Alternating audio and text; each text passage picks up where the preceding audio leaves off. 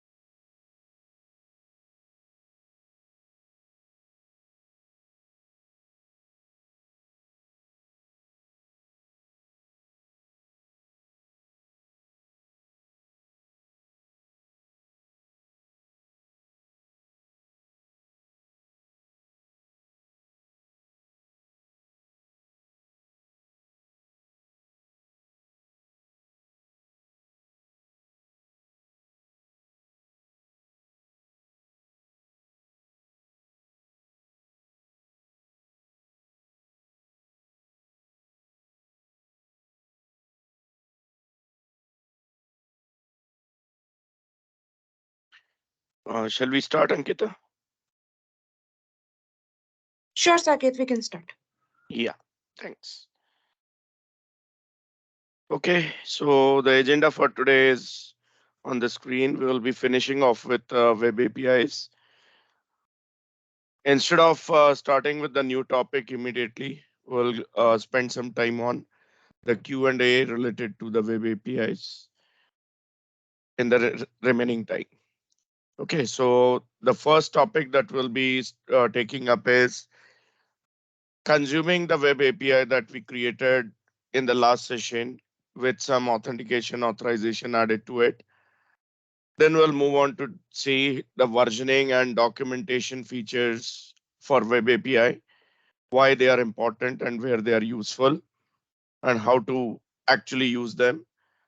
Then moving on to some advanced topics like caching, performance improvement, or optimization, and asynchronous programming in web API 2. Okay, so as a prerequisite, first of all, you have to open the same project which we are working with in the last session, where we build the identity server, we build the API for which we added some security scope. Correct?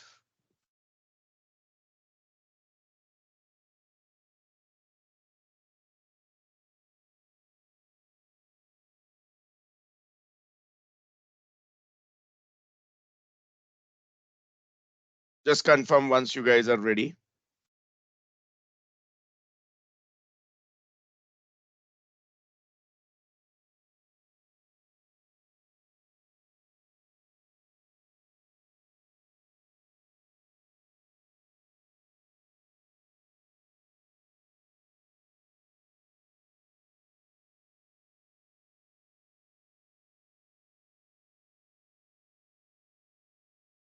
Yes, sir.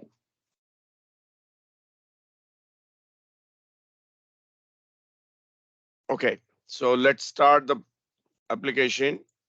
We already set up the multiple startup projects there, where our identity server and the API both start together. And to see the JSON documentation, the open API documentation for the identity server, we just append dot well dash known slash openid dash configuration here in the URL, and we do get something like this. Correct? Let's copy this URL, open Postman tool, close any tabs if they are open without saving.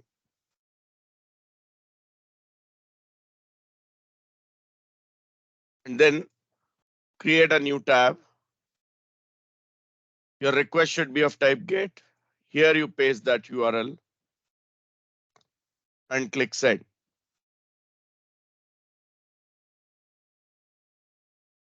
Here, the formatted JSON document is what you get in the response section.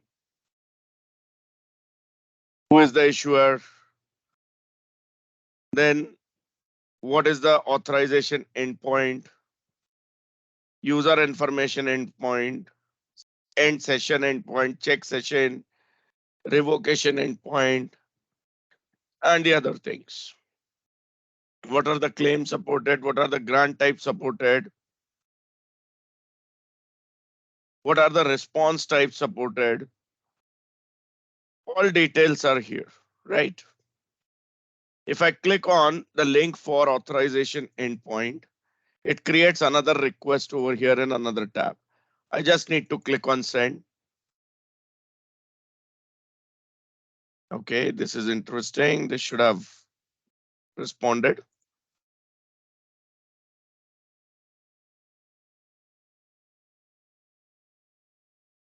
Let's try with this token endpoint.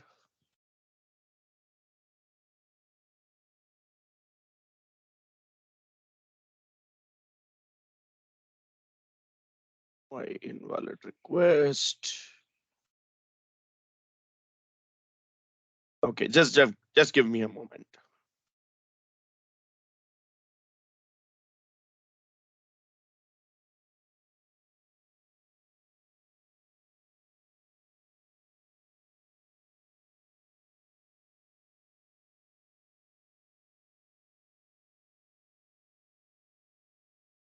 This is all good.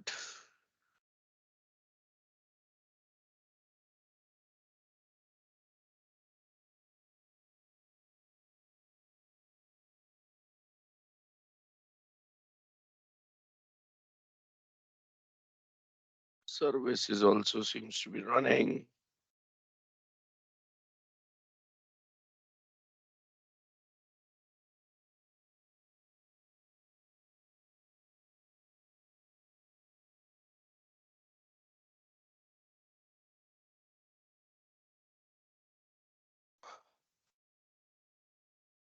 Okay, maybe because the client ID is not there.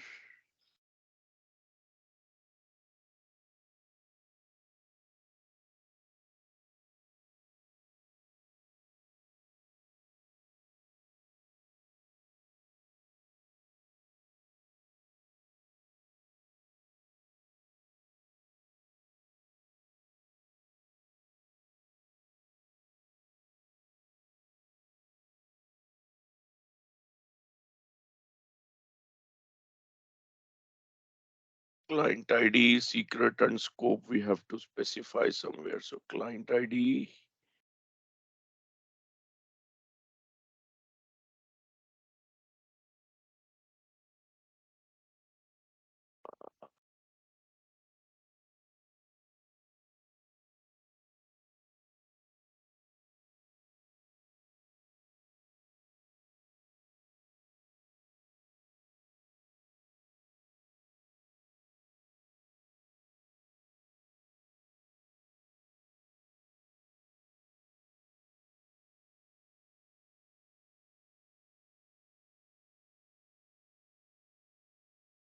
Okay.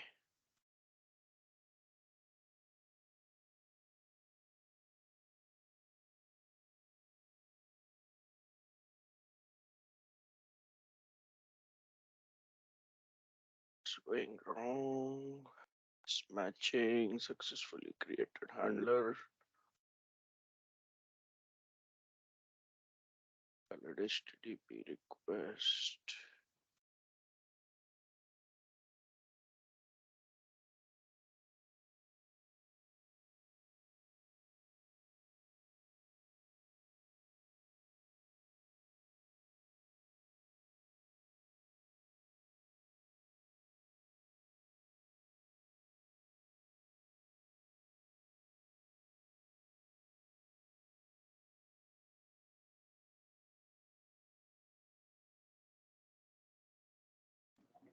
Saket, maybe that is post request and we need to pass some parameters. Yeah, just checking what all parameters are required here. Let's change this to post first of all. Send. Okay, so here I'll just go to console.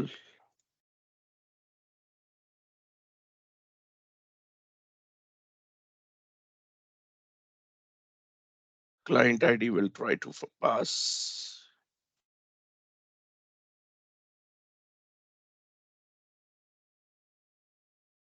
Headers, content type, application slash JSON, body, raw,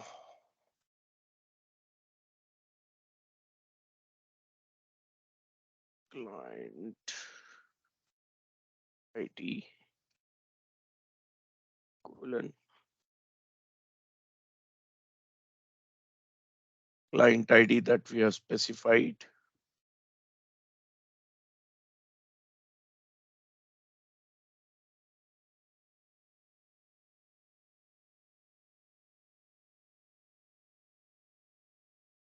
As client.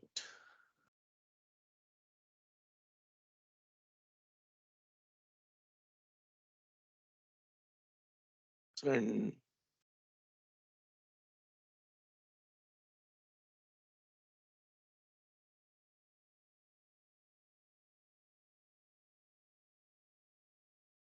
okay,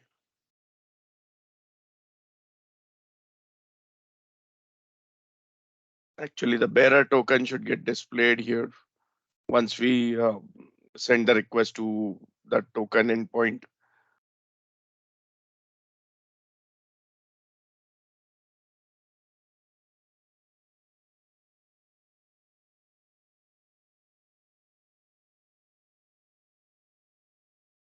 Okay, let's keep this postman thing on hold. We'll just complete the client application first. Let's stop this. I want a new client application to be created. So let's right click on SRC folder in Solution Explorer, add new project.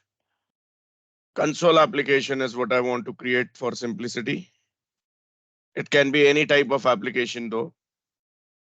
I'll use this console app, the cross-platform one. Click next. And let's say this is named as client. Click next. .NET 5 is the framework. Create and remove this console write line hello world statement.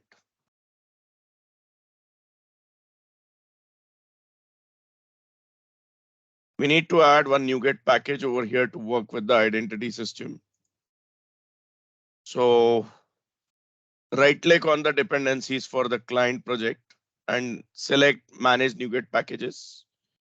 Go to the browse tab and search for the package by the name identity model. So here we have it, identity model.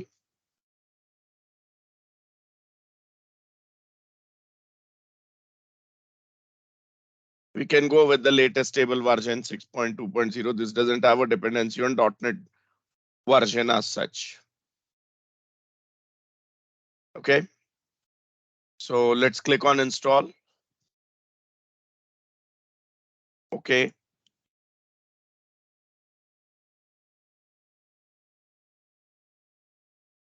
Installed. Let's close this tab and back to the code.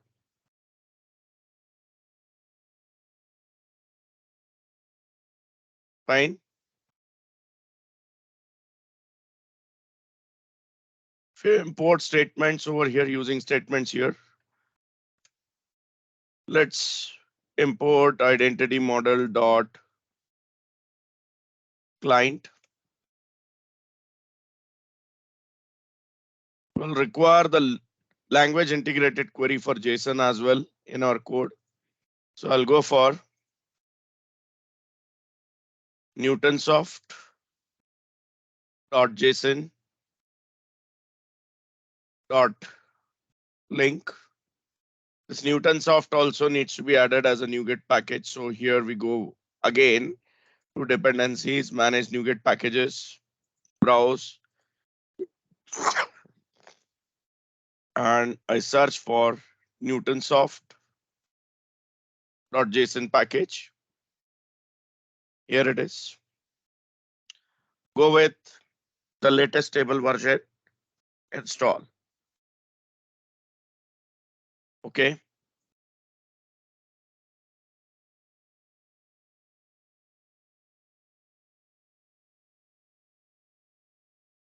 Done. Let's close this tab. There will be no error here further. Then I need system.net.http, mainly for credentials and the HTTP requests. And a little bit of async code I'm going to use to communicate with the service. So here I go for system.threading.tasks, which provides me the task class that assists in the async programming, right? I change my main method signature to look like, I remove void and replace with async that returns me a task for which we use that system.threading.task namespace. Then here I create a local variable named as client, which is actually going to be an instance of HTTP client class that comes from system.net.htdp. This is kind of a proxy for your web API or for any HTTP service. I want to discover the document prepared by Swagger, what we call as open API document, programmatically. So here I say where disco is equals to await, as the call which I'm going to make returns me a task. I want the processing should start when the task is completed. Till that time, the main thread should be allowed to go ahead and the current thread should get blocked. Keep on waiting for the response. So here I say client dot get discovery document async, to which I need to give the URL of my discovery document, which in my case is at this location, https://localhost : if you remember, I changed the port number as 5001 was not working for me. It was being shown as occupied. So I changed the port number to 6001, right? If you have changed it to 6001 as well, put 6001. If you have not changed, keep it 5001, and simply you can check within your browser. Whatever port number you find here is what you have to give it there. Is it clear?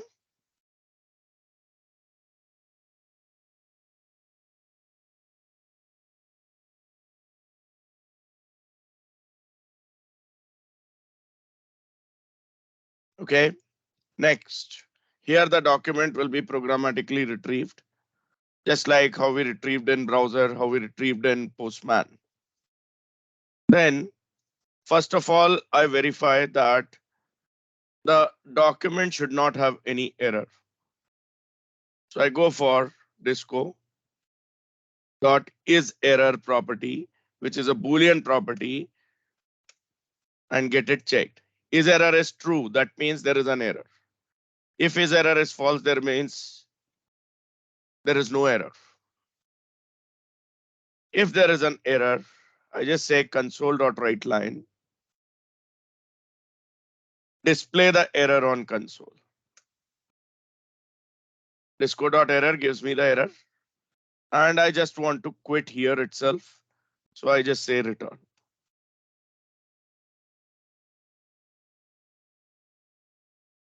But if all good, there is no error, I want to proceed. Then I want to receive the security token. So here I say where token response is equal to await client dot request client credential token async,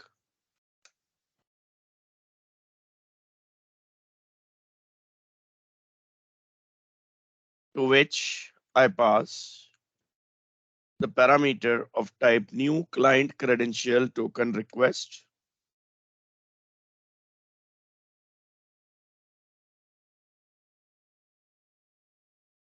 with properties being set as address. I take it from the Disco document itself, discovery document itself. So I say token endpoint, same token endpoint which we tried in Postman. I need client ID also. Instead of hard coding, it is good that I retrieve it dynamically from the document to keep it more secure. I need not tell the ID and secret at all. Here I say client ID. Client ID for me is client. And then secret is secret.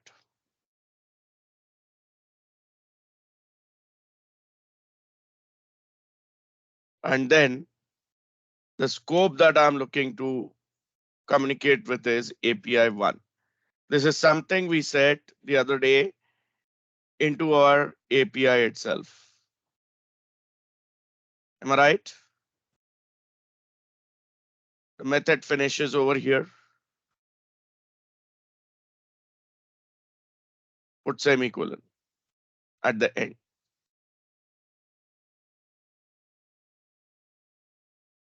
So this will automatically get token response initialized.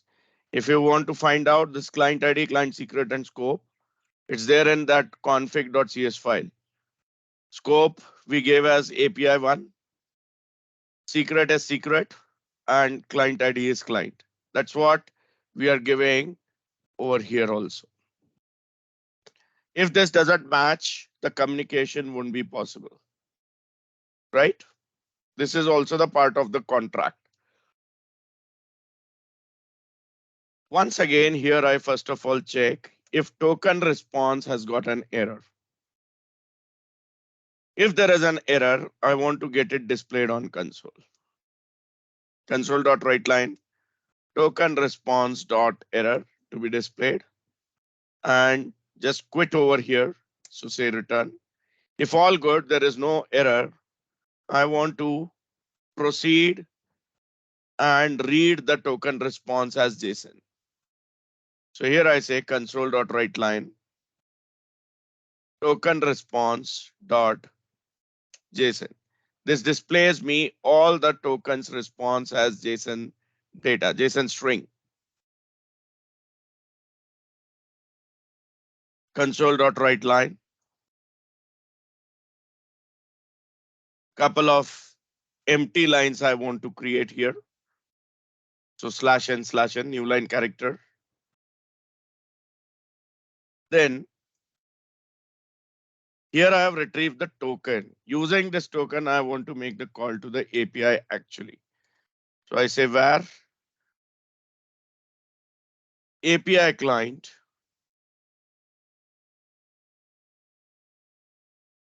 a new instance of HTTP client I create here.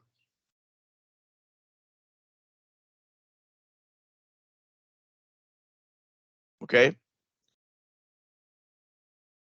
Then I say API client, the proxy class to be used to make the calls, but the calls must contain the token also.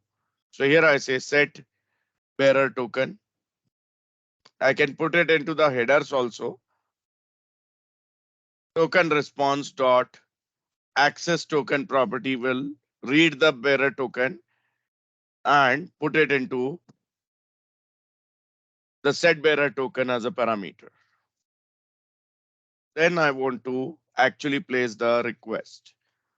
which will give me a response. So I say var response await API client dot. I want to put the get request. So here I say get async, the URL of my API. So https://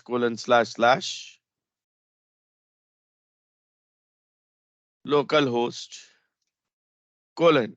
The port number for my API is 7000, right? I'll just restart this. My Swagger is running on port number 7001. In fact, here I can see as I'm running it on the IAS Express, it's running on 44390, right? If I say get, this will actually place the call on this port only. So just check what is your port in that case. Stop your application, come back over here and put that port number. So it was 44390 for me. Slash identity is where my request is supposed to go. Then I check the status code. So I say if not response dot is success status code, which is a true false, I mean Boolean property. If not returns true, that means there is an error. I want to display the status code. So here I say console.writeLine response dot status code, which is HTTP status code. If all good, then I say read the content. So where content is equals to await response dot content dot read as string async. I want the string data to be returned back. As I know, it's returning a string only. Console.writeLine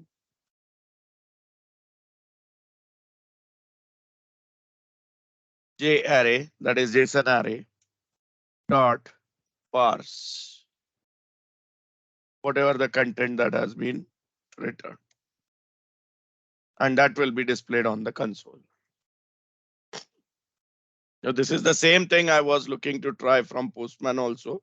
Receive the token endpoint, I mean the access token, bearer token, pass that in the request, and then make the invocation actually.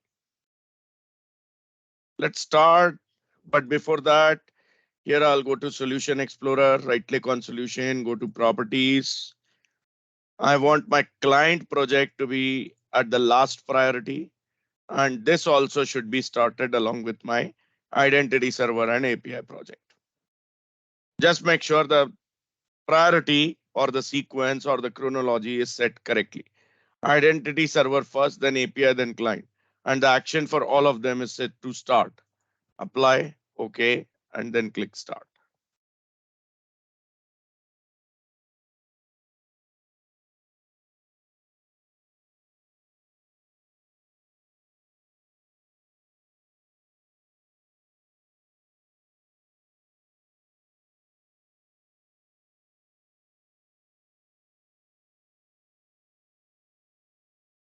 Oh, where my client project went.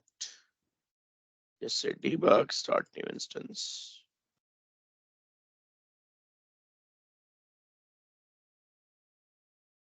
Okay, looks like it is coming and going. So a small change I'll make here.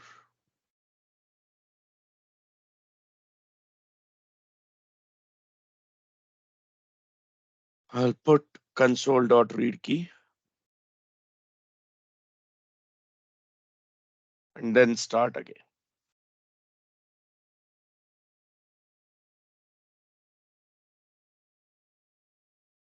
So here you can see the client application gets the access token first of all, right? Scope it has taken, token type it has taken, the least time in number of seconds it has taken, And then here is the access token, the security token, with the help of which it is placing the request. And here I'm getting the response. All claims we asked our API to return back, right? Similar way, I want to invoke my weather forecast API also. So I close everything and here, okay. Instead of closing, what should I do is get the address of our weather forecast API also.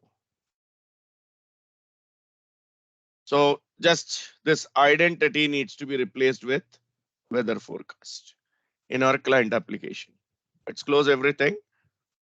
And instead of identity, I put weather forecast and start.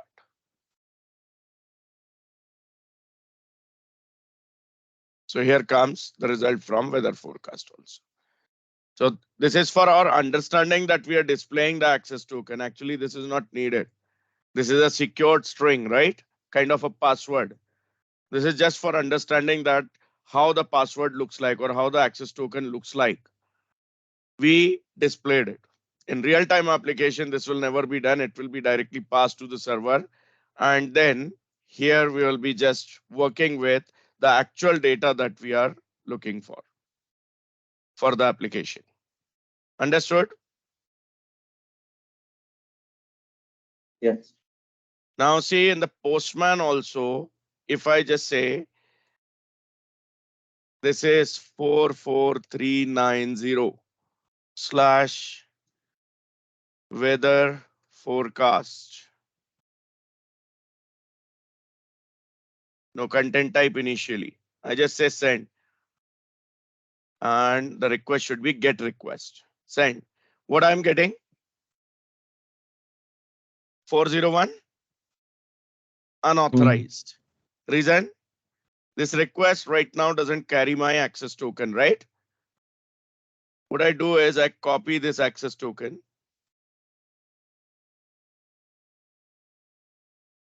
It's still here. Completely encoded string, it looks like. Just right click on the console, it automatically gets it copied.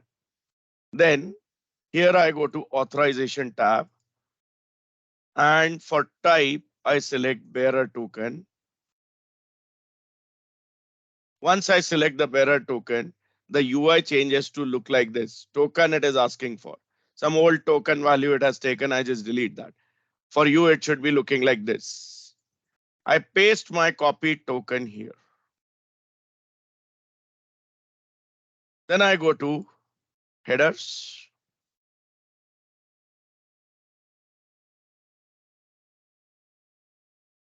Body is not required because I'm not actually giving any input as of now. So I just set body to none. If I go to select the 7 hidden or 6 hidden option here, it actually shows me that there is a new header added called as authorization, which contains the key, bearer, space, and the token that we have given. Yes or no? Yes. Click on send. And without getting that 401 unauthorized access error, we are able to see the response. I change this to identity. I should see the response from the identity API. Yes. Yes. Because the authorization token is there. If this token is tempered with, if I delete couple of characters from it and send, I have once again get 401 unauthorized. Yes. Yes. I hope this is clear. So there are multiple ways to generate tokens and use them, right? So bearer token is the highly used mechanism these days. because the client can have its own credentials for the application. Again, if it is an Azure hosted application, probably Azure AD can have app registration for it. And then the credential need not be passed. The application will have its own identity. If the application is known by Azure AD, credentials will automatically be passed and the token will be issued. So only the registered applications will be able to send the request to the API. Any non-registered application will be rejected. The request will be completely rejected. Understood?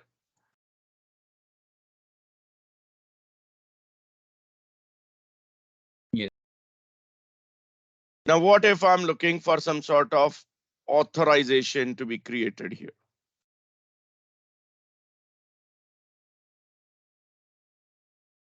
Authorization means what? What permissions do you have, right? Authentication was about who you are. What is your identity?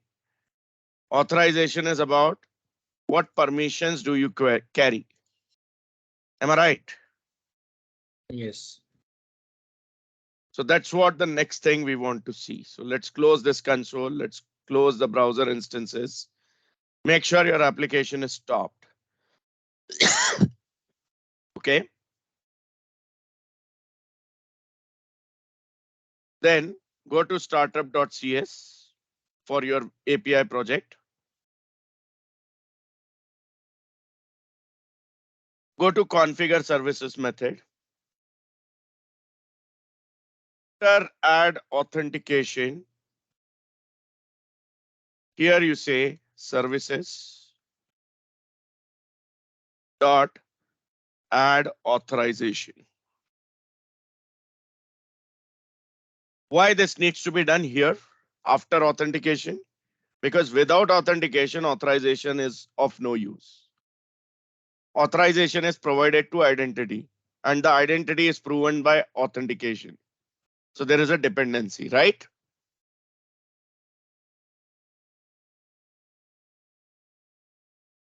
This takes in a parameter options that is processed by the lambda expression over here. So I put it this way and then make it multi-line to make the code more readable.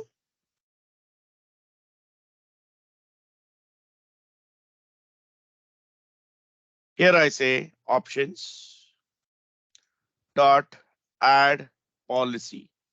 This policy will contain the authorization details. Let's say I'm looking for the policy to be named as API scope, comma, the policy configuration itself is done by this parameter policy, which will be processed by another lambda expression. So I complete the statement like this and then put it on multiple lines to make it readable. Okay. Then I say policy dot require authenticated user. The user must be authenticated first of all. And then here I say policy dot require claim. The claims list must have a claim by the claim type, scope, and the value for which is API 1. If not, I mean, if the request doesn't contain this claim, it will not be authorized. It will not get the access.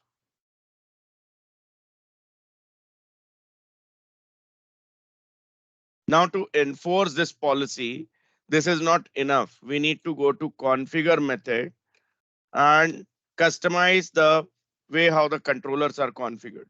So instead of just endpoints.map controllers, I would say endpoints.map controllers dot require authorization based on API scope, the policy.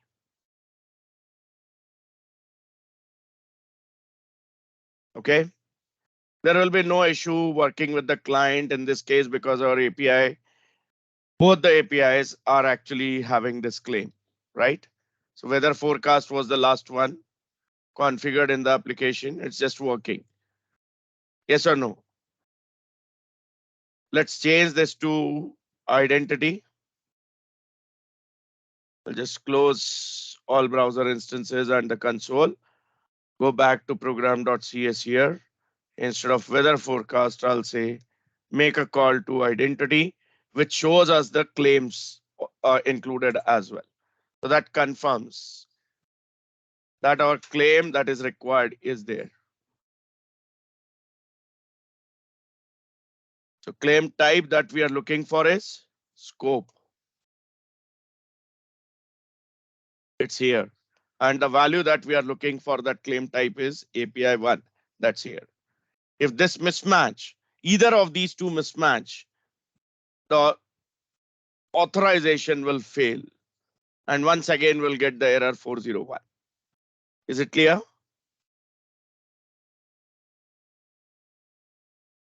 Yes. Now, question could be from client end where we are specifying the scope or this policy.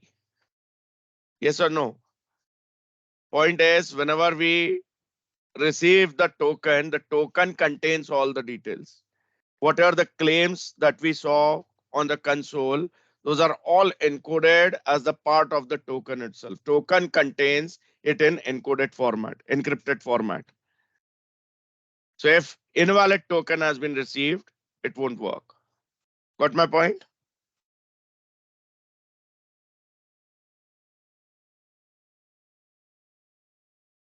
Is it clear? Yes.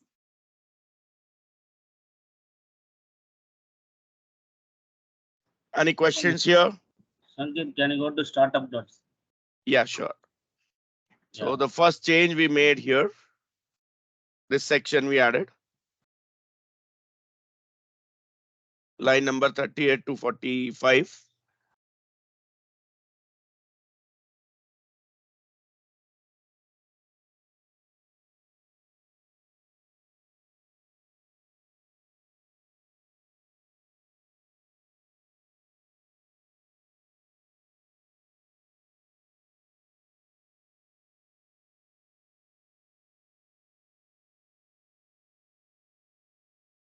The controllers we added something. Yeah, beside this, in configure method also we added this. So after map controllers, the additional portion is this.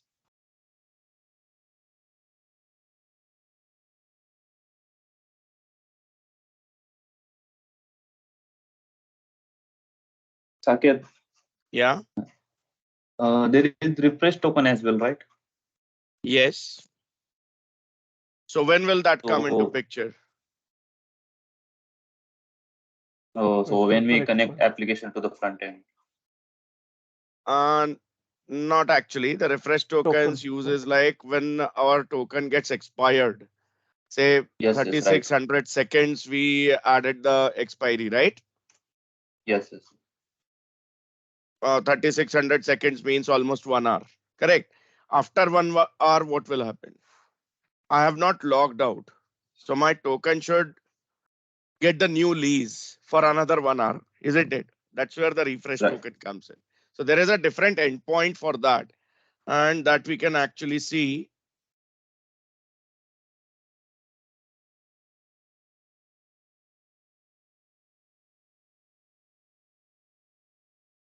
Let me open Postman after running this.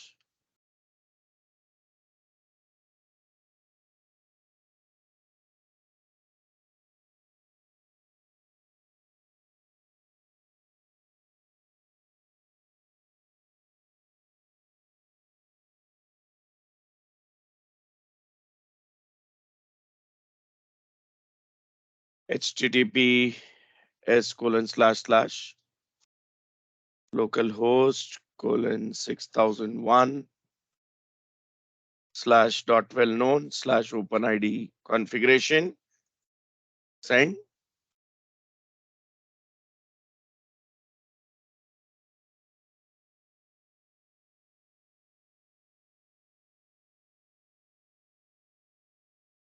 Where it is. Here, Yes, yes, right. right?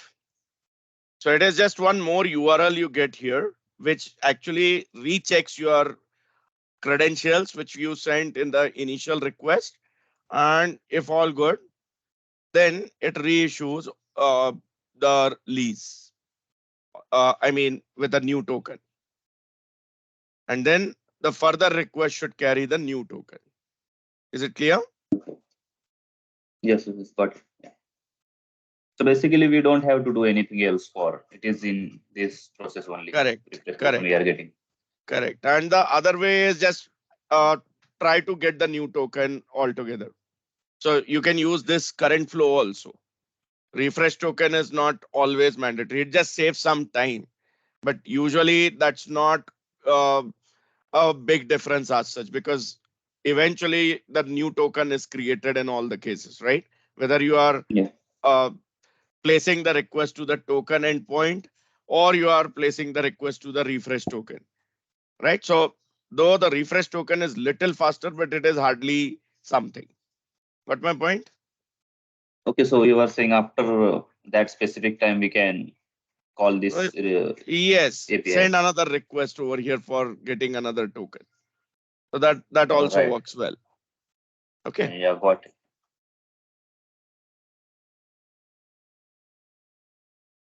Yeah, for mission critical applications where the difference of a microsecond also can make difference. In that case, probably refresh token will be required. Understood? Yes, okay. Okay. Otherwise, for typical business applications, it's okay if you can just go ahead with the normal token instead of refresh token also. No problem at all. Okay.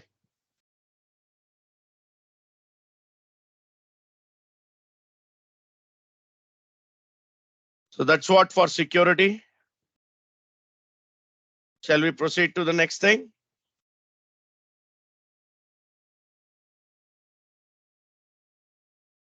Yes. Okay, one more thing before we go ahead. Here in the client application, somewhere we have asked for the token, right?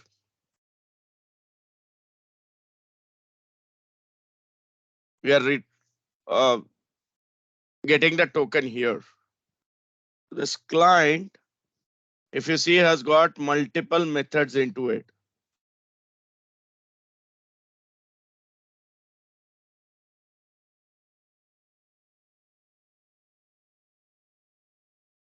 Different tokens can be expected from here, right? Request token,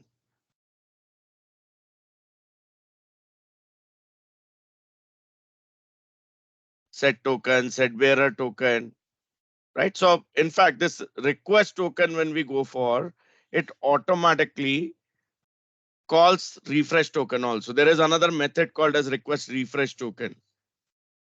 It is just this method you need to call instead of, request token. Got it? Yes, got it. Yeah, thank you. And if the token is not for the user credentials, if it is for a device, there is request device token also. But that needs to be configured on server as well first. I mean, server needs to be aware of that. Okay, I need not respond based on the user credentials, but whether the device sending me the request is known to me or not. There is a device registration process also on most of the directory providers like Azure AD, right? Microsoft Right. Intune and all basically helps in that, assists in that. Correct? Yes.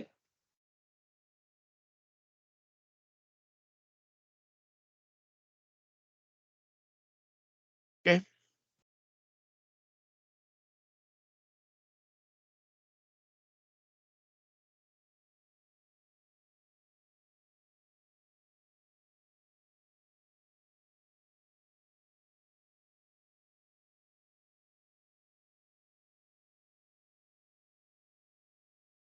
Fine. So let's close this solution.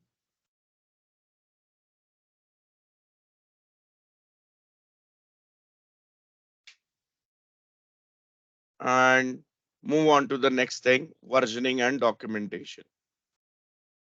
Documentation, partially we have seen, and we actually retrieved the same as well in the previous demo. Yes or no?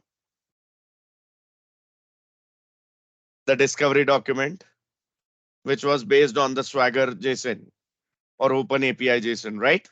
Swagger is the tool to generate Open API documentation, and which is comparable with WSDL, WSDL document.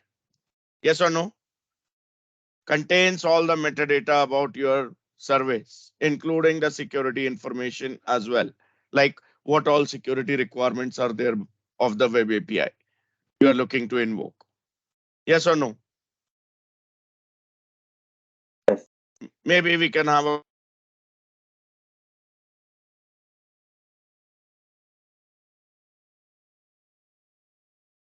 show you.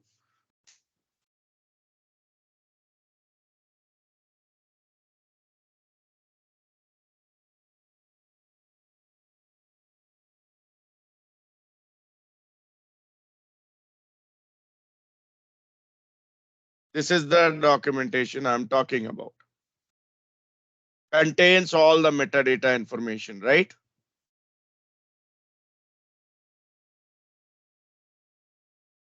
What all inputs are there, what kind of endpoints are there, what kind of methods are supported, get, post, put, delete, or anything else, what data types are being used, what complex types being used, everything. Yes or no? So one way is I write this document on my own. Will it be comfortable for any developer to write this document by hand? No. Reason? It's a complex JSON structure, and it gets even more complex with more number of operations being added to your API. Plus, with more number of APIs being added to the project, right? Right. Like here I can see identity API with one operation, with weather forecast API with one operation. Just one operation has got so many things. So imagine each API, suppose 100 APIs are there, and each API on an average have 10 operations into them. How complex this document will look like. It's not about this being difficult or easy. It's more about how much time and efforts you will be investing in. And plus, what about the reliability? Like at any point in time, if the API changes, your document also needs to be updated immediately. There can be a chance of mismatch when you are creating this JSON documentation by hand. Am I right? It may not remain in sync with the actual implementation, the current implementation applicable. Yes or no? Yes. Challenge. That's where we look for some sort of tools which can take over this document generation in its hands. And after scanning the code, it just creates all the documentation at runtime so that my documentation is always latest, remains in sync with my implementation, right? And that is where the Swagger is used. So how do we implement Swagger? What we discussed? Say this is the API project. I want to implement Swagger in it. The first thing I should do is I should install the NuGet package named as swashbuckle.aspnet core. That's the first step. Correct? The next step is in startup.cs, configure services method. I must add the service called as SwaggerGen. Services.add SwaggerGen method helps me to do that. If these parameters are not given, the default values it picks up on its own. I can just say c.swaggerdoc. The values it will generate at the system level and will pick up. But this is what is important for versioning. From here, I can see there is version 1 of this API being displayed. Yes or no? Or the document version 1 is being created here. And then to actually generate the document, here I need to mandatorily call app.use swagger middleware in configure method. This is optional. If you want the Swagger UI to be created, the testing UI in the browser to be created, integrated with your application, then only you add this middleware. Otherwise, this is not required. It will for sure generate the Swagger. So let's see what happens if I get this commented. I just start. I go to the other browser instance where it is asking for Swagger. It won't show me the Swagger UI. I directly say swagger slash v1 slash swagger.json. This documentation is there. Just that this documentation is not being used to create any UI, which is done by the second middleware being added over here, Swagger UI. I might not want that UI to be created. I just want the Swagger document to be created, which is already being done here. Yes or no? Yes. So Saket, currently we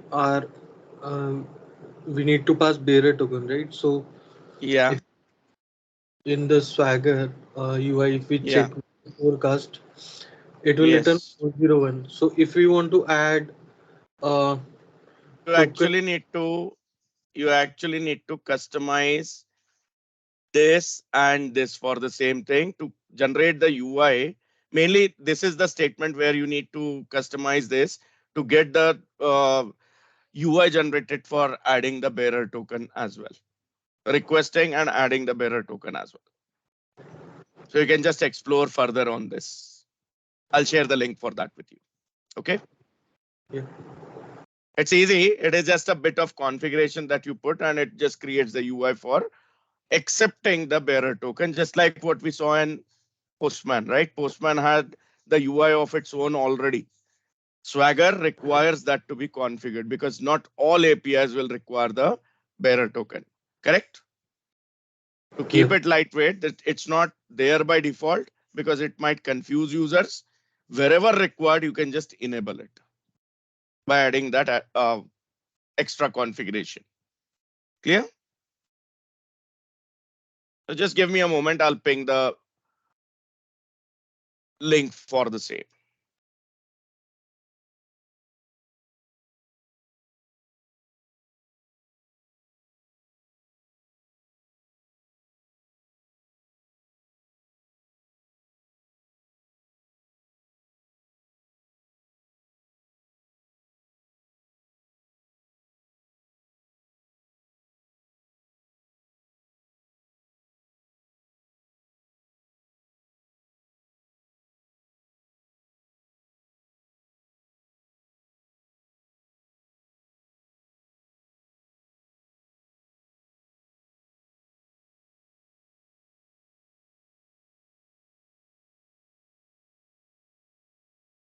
Just check your chat box.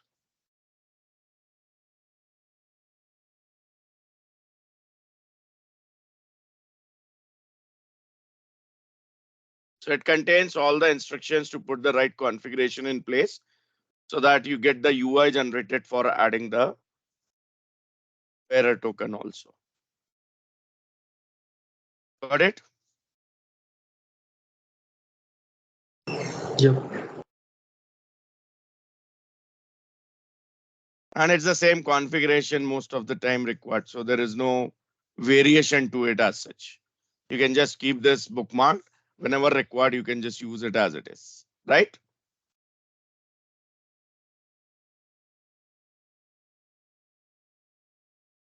One more link I'm giving. Just check your chat box. and another YouTube link also I'll paste, which contains the proper tutorial for this.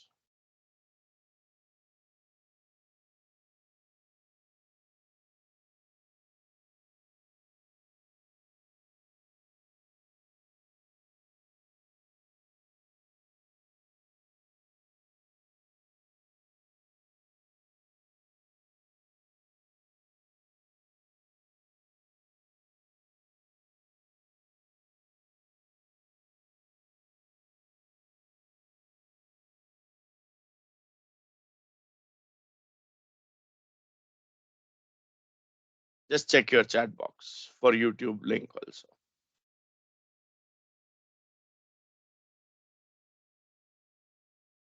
Okay.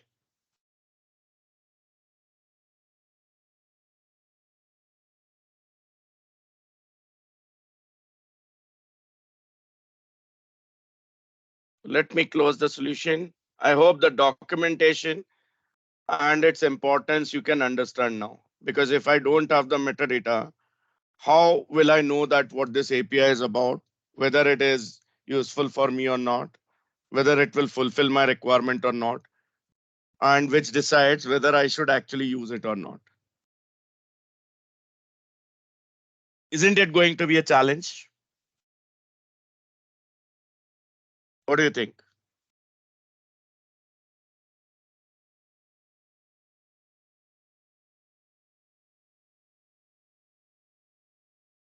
I just asked that, okay, use this API. This is the URL. Will you find it sufficient? Definitely not. You need some details about what this API is before you integrate and use it within your application. Yes or no? You should know what input it needs, what kind of request it supports, what output it comes up with, so that I can write my application's code accordingly. Yes or no? Yes. So the documentation is important. The same role with SOAP web services is played by WSDL document. Yes or no?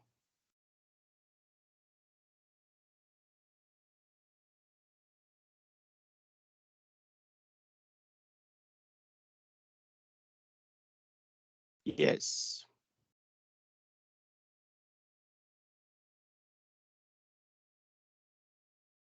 Now the next important aspect is versioning. Can someone tell me what is versioning, why it is important, and why do I need it all?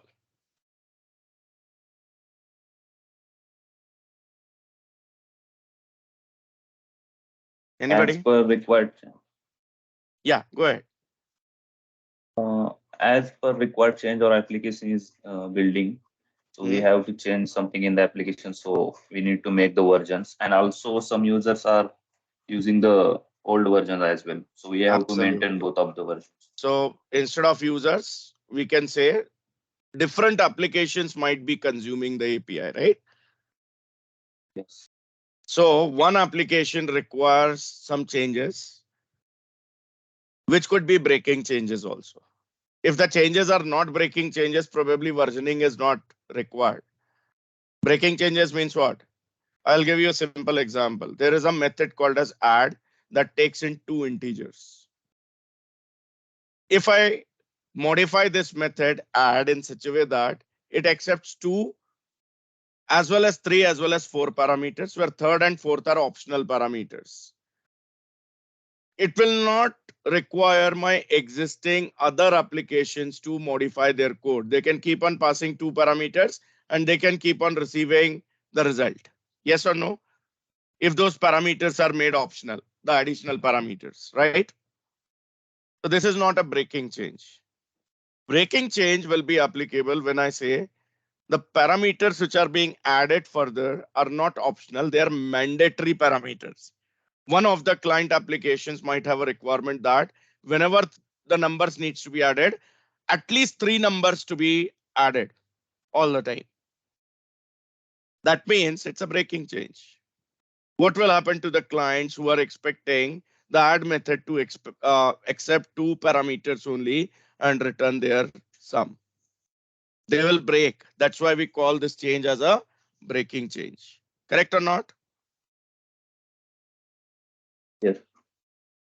This is where we require versioning.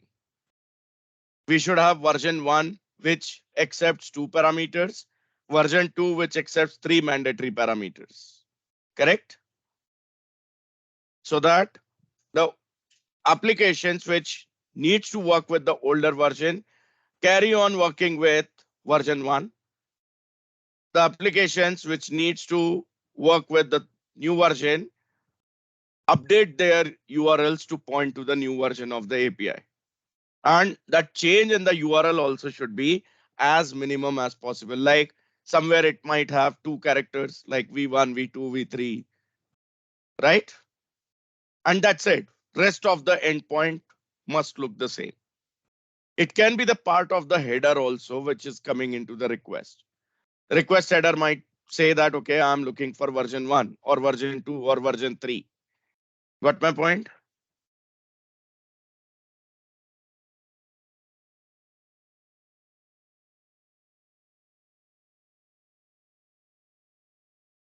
Yes, sir.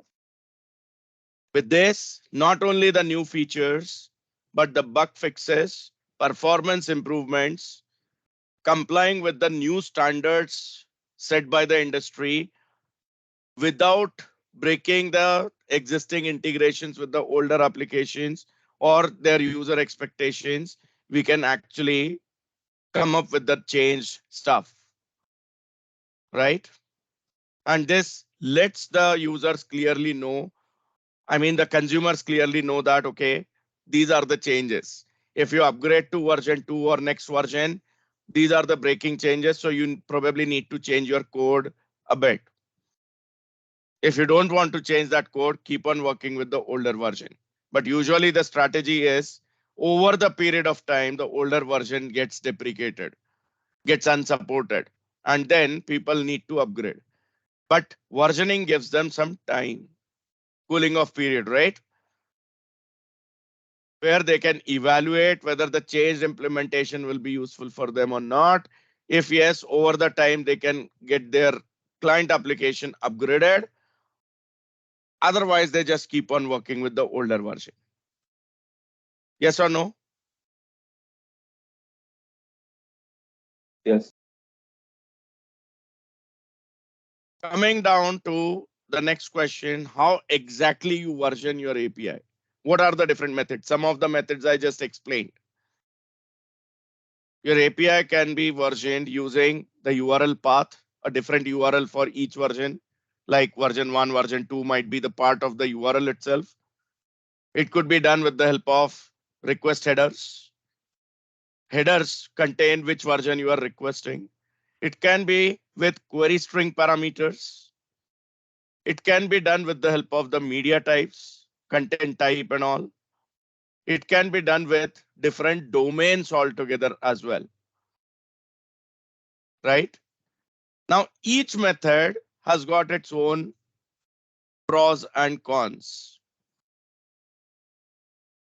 Depending on some factors like ease of use or simplicity, flexibility in terms of integration, visibility and discoverability of your API, at the same time, backward compatibility being another point. So you have to choose the method that is best suitable for your API and the client design, its architecture, and the goals that you have set. Correct? Always try to follow the best practices set by the industry, like maybe using some semantic versioning. As I said, the old versions might be deprecated, so there is some declaration that, okay, which lets the users know that the service will be deprecated, or it is deprecated means it will be removed in the coming future, giving some graceful exit to the older clients or migration strategy to the older clients. which includes supporting more than one versions concurrently. Right? Now, another important question which might come up over here is, how do you measure the impact of your API versioning? It's one of the biggest challenge. Yes or no? I decided that, okay, I'll create new version, but what will be the impact on the existing users, existing applications, existing consumers? Should we pay attention to it or not?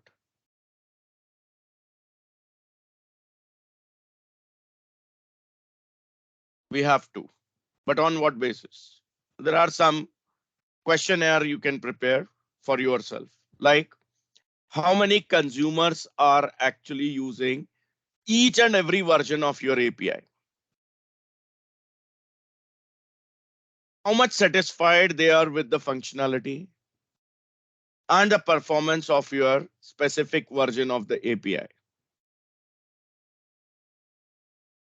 Which version is highly used? Which version is least used? Least used one can be phased out easily. Another important question which you can put in this questionnaire is, how often do your consumers upgrade to the new version or downgrade to the older version? Right? Plus, how much revenue does each version generate for you? Because if you are a service provider, your only earning source will be the revenue generated by the APIs. You might be giving the API keys or access tokens based on the billing. Another important question which can be included is, how much cost or how much risk does each version incurs? Some of the manual analysis will be required for this, along with some tools which can assist you in this process. Data analytics tools, assisted by monitoring, logging,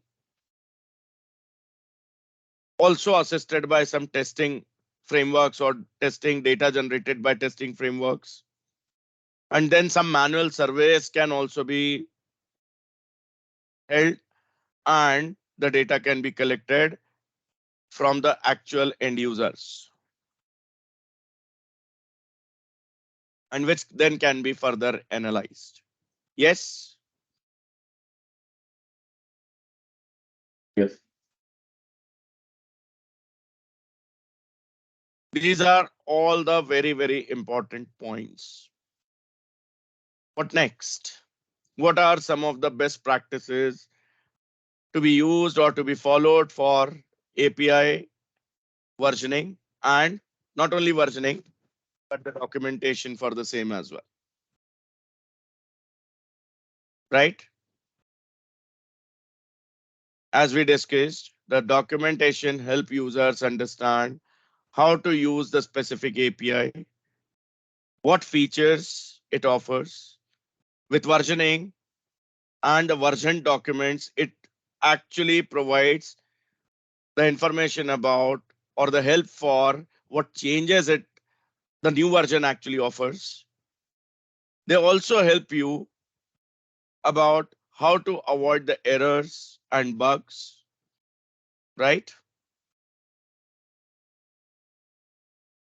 So the first point could be, first of all, identify and define your audience, means the consumers, and the combined goals of you along with your consumers. So set the expectations. What is expected from the API? And what kind of applications will be your consumers? That's a very basic thing. Plus, for any communication, request, response, anything, use a standard format, right? If decided to go with JSON, stick to JSON. If decided to go with XML, stick to XML.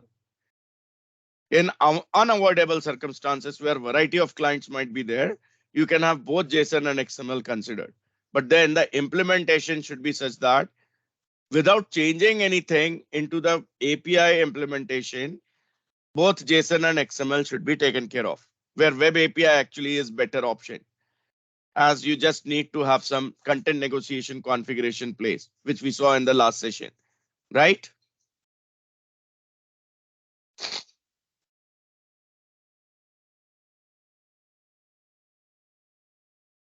Then provide as much as possible the detailed information, the comprehensive information about your API within your Open API document,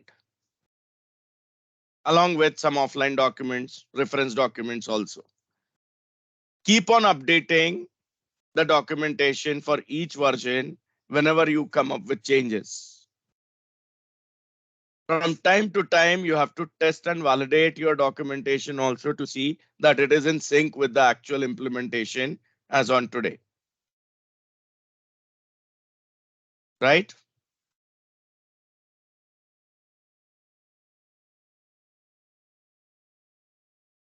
I hope that's clear.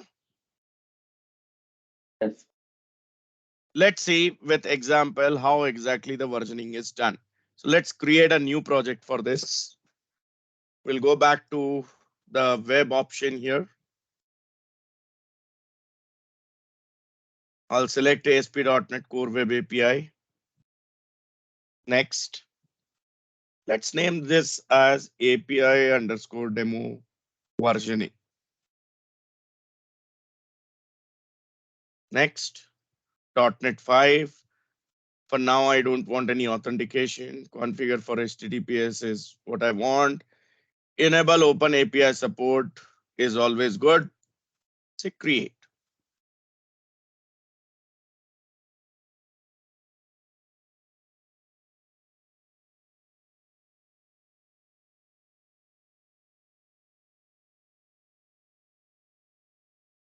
Different mechanisms we will see here, like query string, URL based versioning, headers based versioning. Okay. For this, we need to install one NuGet package. So let's go to Solution Explorer, right click on dependencies, select manage NuGet packages and search for the package named as Microsoft.ASP.NET Core.MVC.versioning.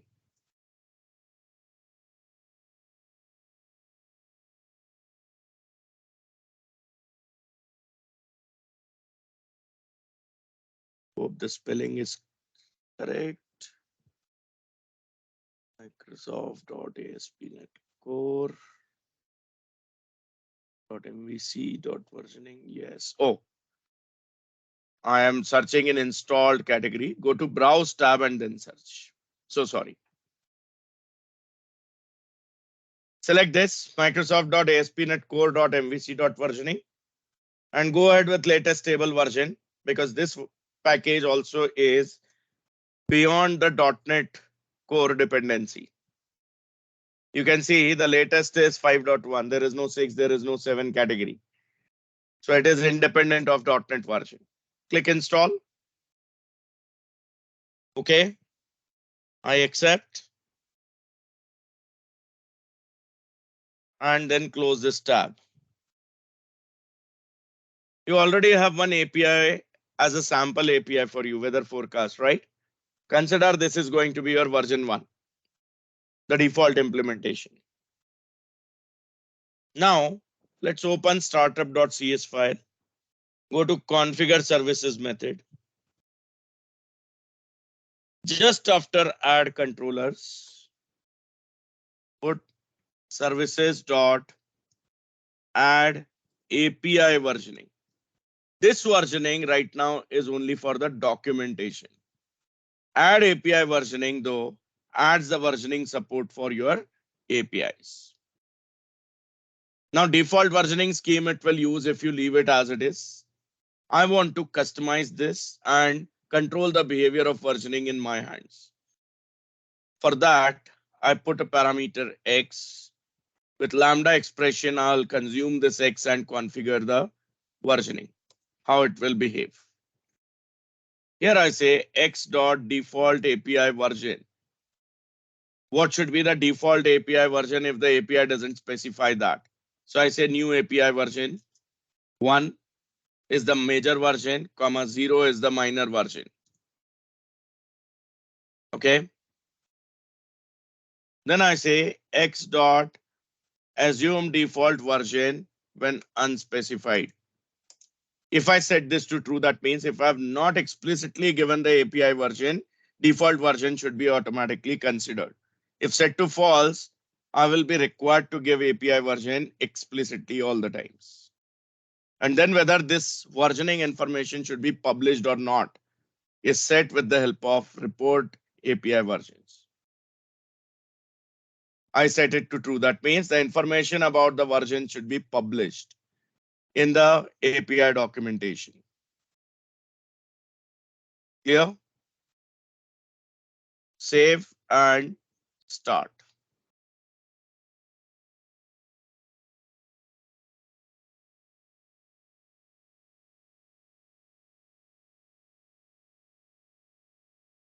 Let's see if this JSON document contains some information about supported versions or some sort of versions.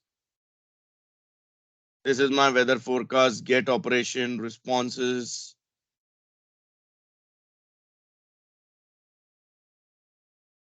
Here it is not showing. No worries. Above, Yeah. above it is there on top. This one, right? This is the version only for this documentation, not for the API. Okay. Let's close this tab and let's copy the best URL here. Open Postman.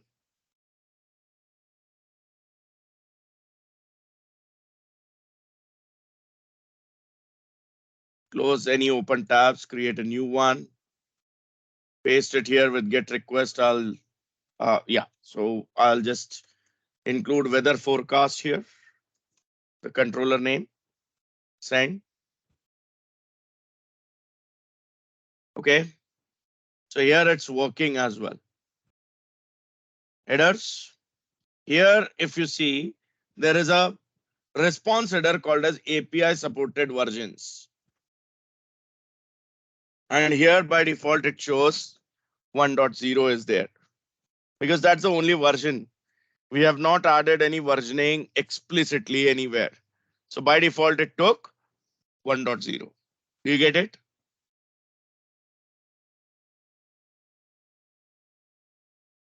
Yes.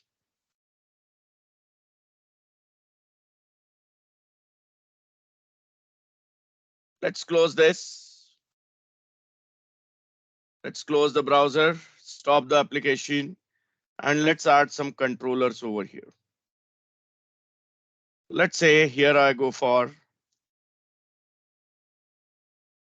adding one of my own controller. So right click controllers, add controller, API. I'll go for API controller empty, add. I'll name this as employee V1 controller. So employee controller version 1, which has got only one operation that will be callable with HTTP GET request. I may have a number of operations of any type, HTTP GET, post, put, delete. For simplicity, I'm using only one, and that too of type HTTP GET. I action result get is the name. Here goes the body. What it returns is return new OK object result. Employees from V1 controller.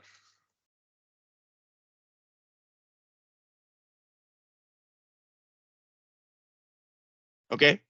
Practically, I can connect this to database and I can return the actual employees list, right?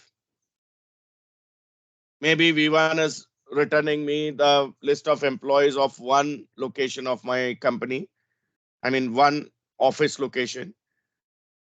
The version 2 displays me the combined employee list of all the locations. Requirement might get changed in future, right? So I may want another controller to be working for me. Got my point? Here I say the route is API/employee. I don't want employee V1 to be used. I want only employee to be used. So instead of square bracket, I just put employee as the static text, hard-coded text. Understood?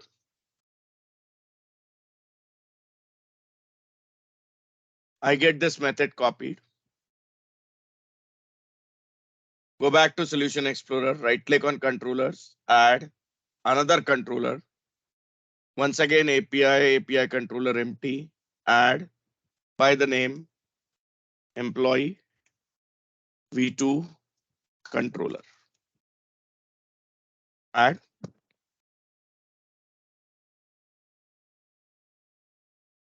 The route here also I set to employee. If versioning is not set, this will conflict, right? Two APIs on the same URL. Definitely it's a conflict. I paste this method. I put HTTP GET on the top of it and one simple change. Instead of employees from V1 controller, I return employees from V2 controller here.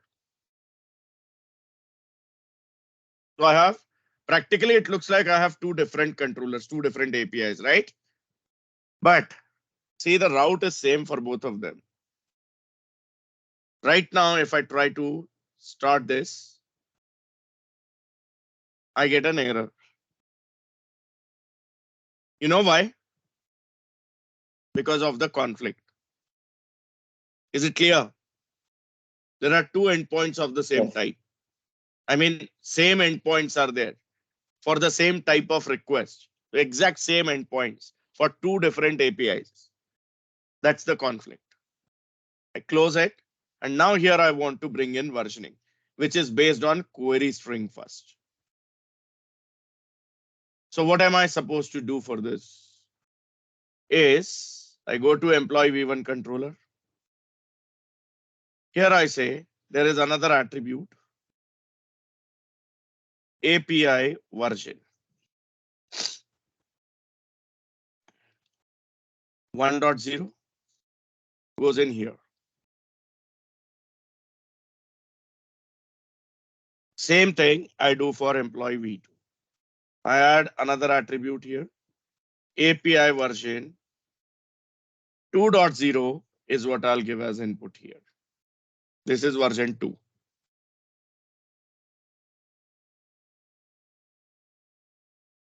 Okay.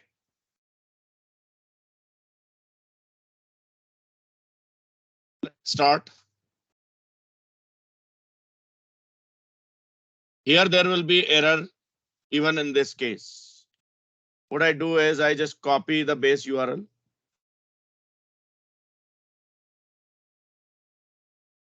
I open Postman.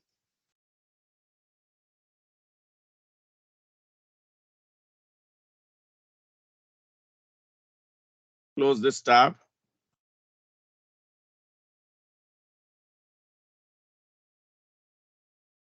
Here I want to put the request to API/employees. Employee, right? Send. By default, it gives me V1 controller. I didn't ask for any version. What if I want specific version to be invoked? So I put the query string parameter question mark API-version equals to 1.0. I have the choice now. I get employees from V1 controller. When I say this is 2.0, I get employees from V2 controller. Simple. Yes. Right? This is query string based versioning.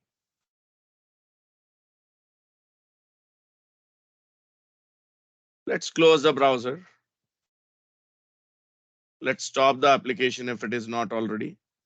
And now see how exactly this versioning can be handled via URL based versioning. Means the path itself should contain the version.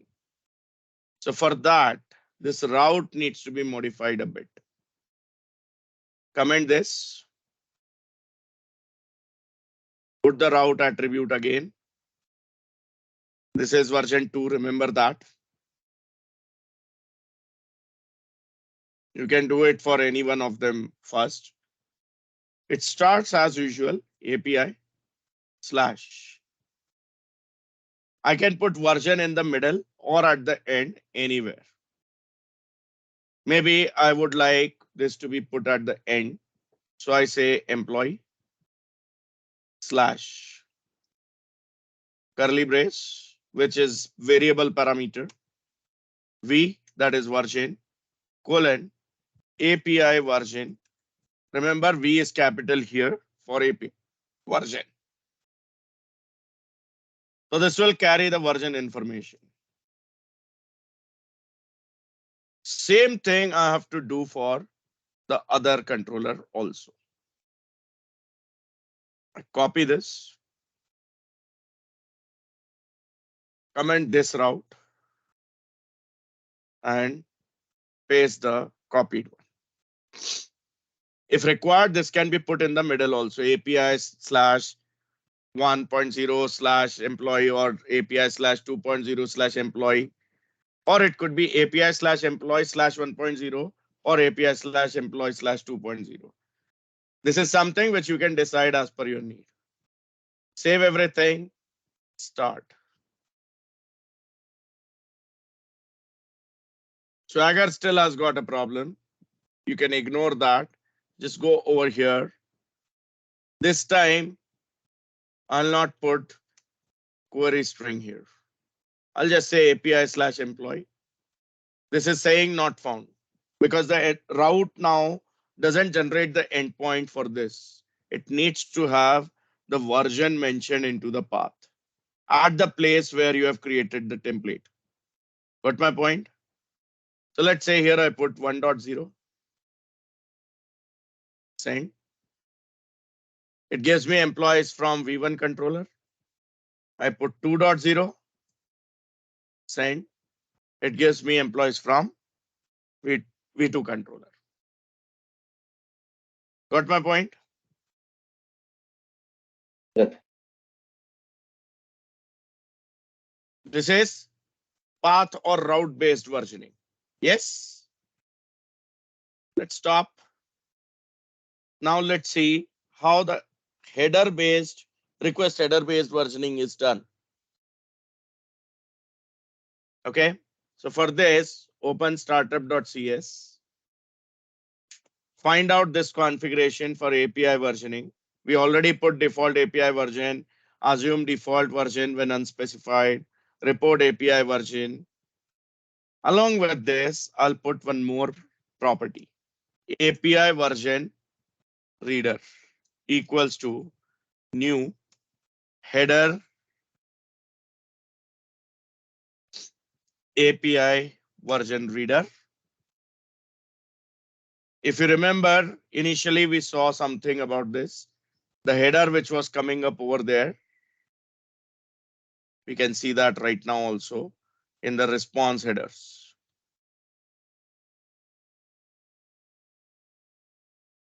API version also is reported, not this. This is just supported version 1.0, 2.0 it is saying. I want request header basically to be used. So here I say, I'm looking for the header by the name x-API-version.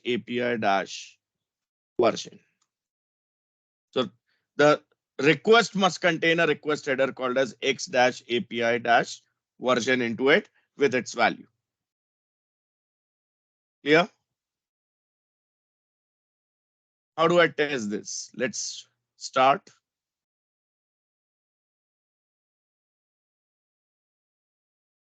Okay, one more change we will require first. I'll go back and I'll resume the previous route.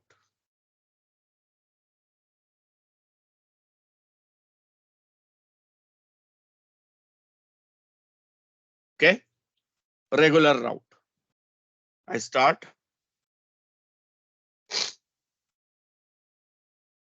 Go to the postman. Remove this. Send. Default, it is taking from V1. But if I want to select, I just go to headers here. I put X dash API dash version value 1.0 send V1 controller. I say this is 2.0 send. I get V2 controller. Clear?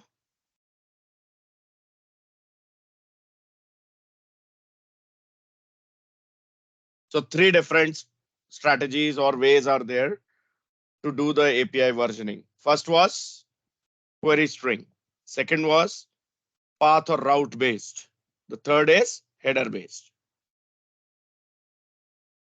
Request header based, right? Now it all depends Yes. on what is Yes. more suitable and more convenient for your application, which you can find out by doing your own analysis. Correct?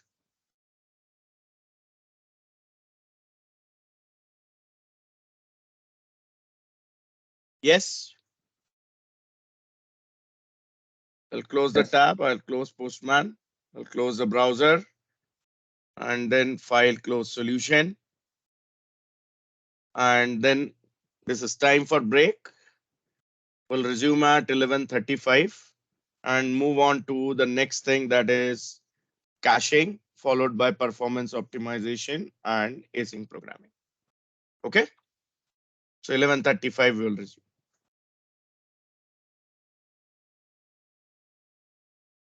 Okay. Yes.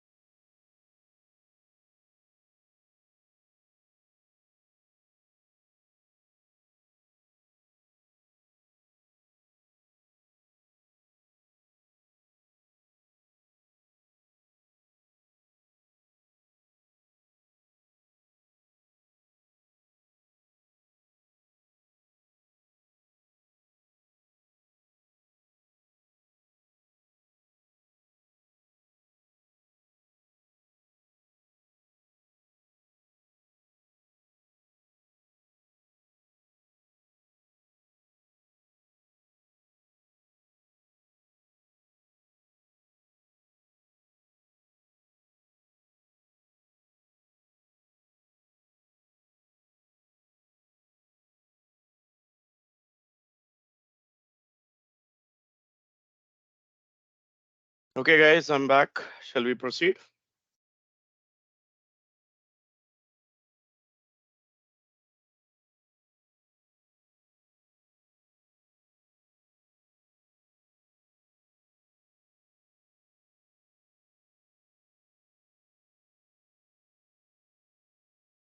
Yes, sir.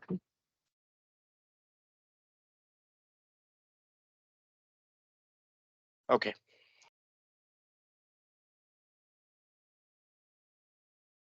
So first of all, let's talk about caching. Here we are not talking about some sort of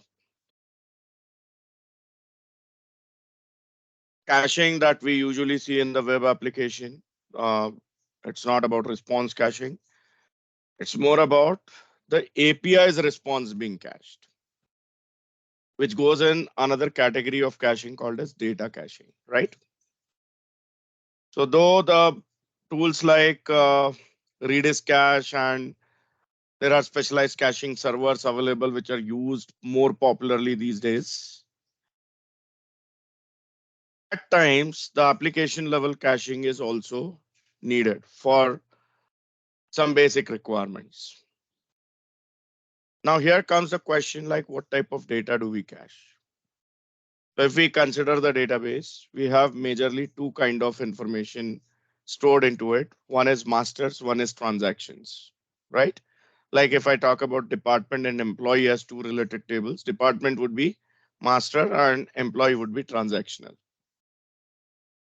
Customer and account in a banking application, customer will be master, account will be transactional, correct?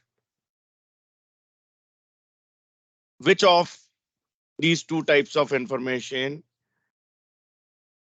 is less frequently changed and which of these two is more frequently changed? Can you tell me? Master. Master is less frequently changed, right? Yes. Whereas Yes. transactional changes every then and now, pretty frequently. So what kind of information out of these two should be considered for caching? Master or transactional? Master. Master. And the reason is It's it's a static. more static in nature, not completely static. The information is dynamic only, but very rarely it changes. So for majority part of the lifetime, it remains static. And if that is the case, why to hit the database each and every time? By database, I mean data store. Now, whichever it is, it could be file, it could be some cloud storage like S3 in Amazon or the storage services in Azure, or it could be a proper database system, cloud-based database system, NoSQL database system, anything. Why should I go and hit the source each and every time? I retrieve some information. You are also looking for the similar information. So why the query should hit the data store? Why not the application remembers it and returns it right from there only as a quick reference? Does that make sense or not?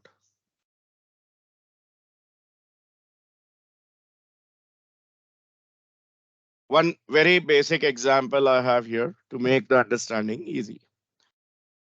Usually, if I want to connect with you on phone line, if I don't have your mobile number, I just have your company's landline number. There will be one common number published on the website where I dial in and I say I'm looking to talk to so and so employee. Receptionist will be picking up that phone call. And does that mean receptionist needs to remember all the numbers of all the employees? Not possible. Does that mean she or he needs to actually check within the database each and every time? Ideally, yes, but there is a better way. The people who keep on getting the calls more frequently, mostly the management, top management, middle management people keep on receiving the calls pretty frequently. The client facing or maybe the vendor management teams usually keep on receiving the calls very frequently. Their numbers as a quick reference can be printed on a piece of paper and That piece of paper can be put on the desk of the receptionist, which can be referred anytime when someone wants to speak to one of them. That will be a quick way. I don't need to log into system and check what is the extension number and all. Correct? It is Yes. retrieved once and recorded locally. So whenever the call comes in, okay, here is the number. I dial it. So my reference will be much more quicker in that case. Yes or no?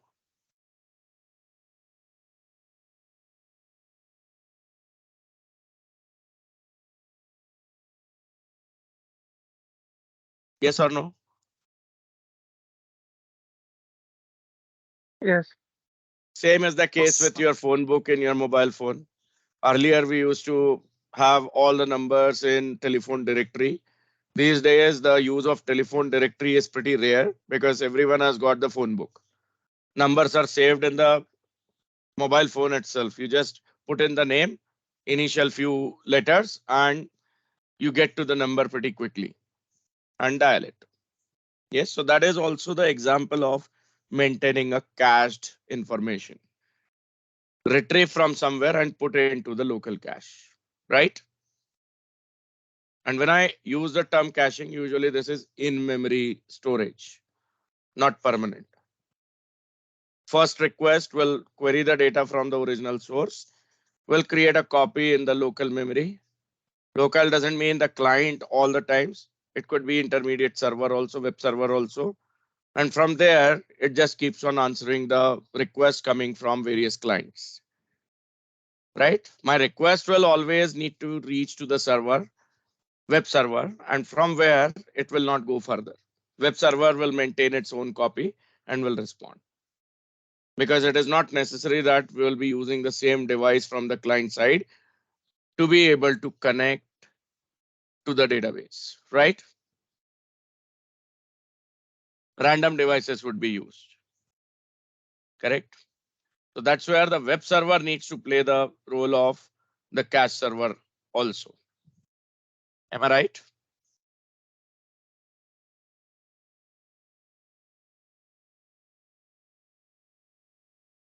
Have a look at this diagram here. No caching is the first scenario. This is the database. This is the web API interface. These are the users. All users sending some request.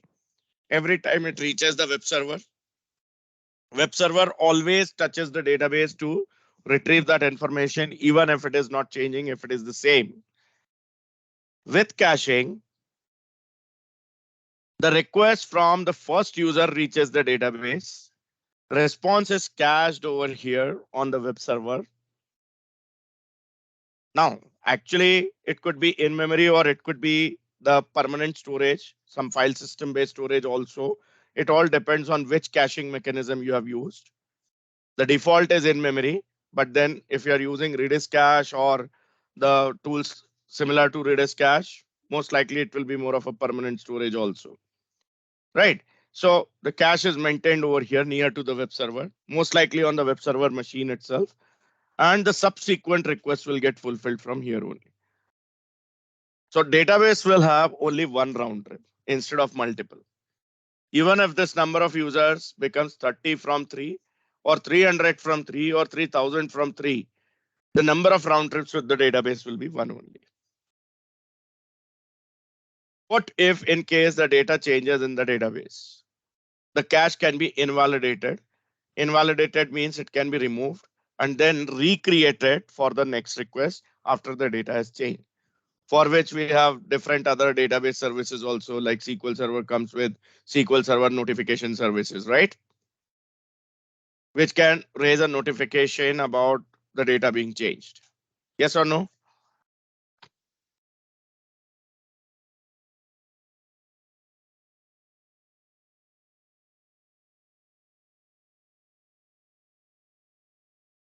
So here in-memory cache or application level cache is what we will try to implement and understand the overall concept. Let's proceed. Take a new project. ASP.NET Core Web API is the template. Next, I name this as API underscore demo caching. Next, .NET 5 configure for HTTPS, enable open API support, all good. Create, close this welcome page.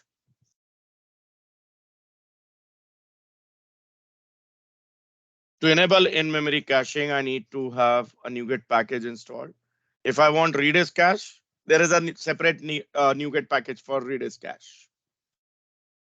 Say manage NuGet package, browse, search for Microsoft dot extensions dot caching dot memory. This is the package name. I'll go for 5.0 version. This seems to be in sync with the .NET version. There is 5, there is 6, there is 7. So 5.0.0 is what I'll select and click install. Okay. Installed. Let's close. Okay. What was the name of the package? Microsoft.extensions.caching.memory. Yeah.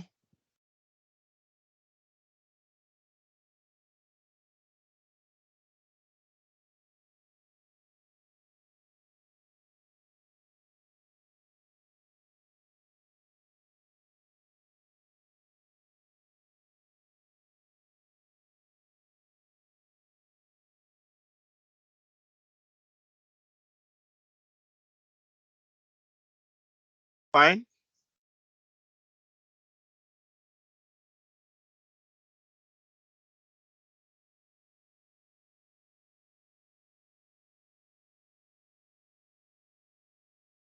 Let's put a connection string over here in app settings. So connection strings, colon, curly brace, SQL con is the key name. Value is server equals to parenthesis local DB double backslash MS SQL local DB semicolon database equals to Quinnox DB semicolon trusted underscore connection equals true multiple active result sets equals to true.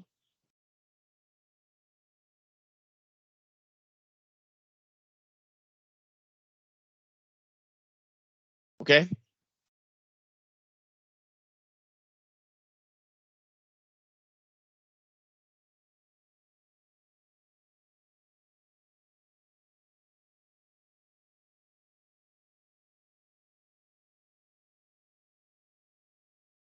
Done.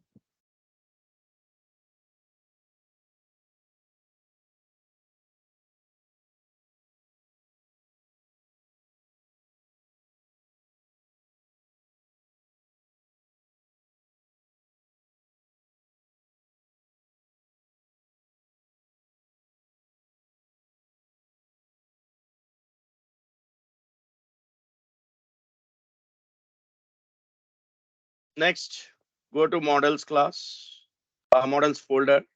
If not there, let's create one. Right click project, add new folder, name it as models.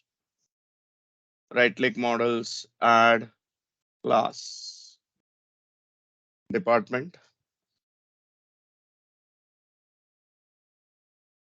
Couple of namespaces being imported. So using, system dot component model dot data annotations, followed by system dot component model dot data annotations dot schema. We mark this as table with the name for the table as departments. Key, database generated option dot none. That's what we have used in the past. Prop, double tab, int department number. As the database already exists, I need not run the migrations here. Okay.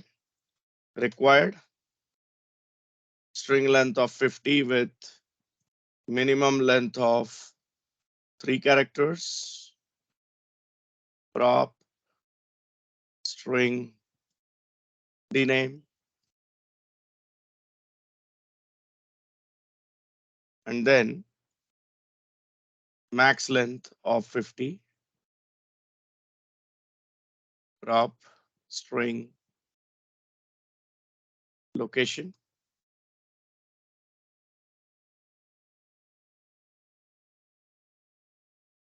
Save.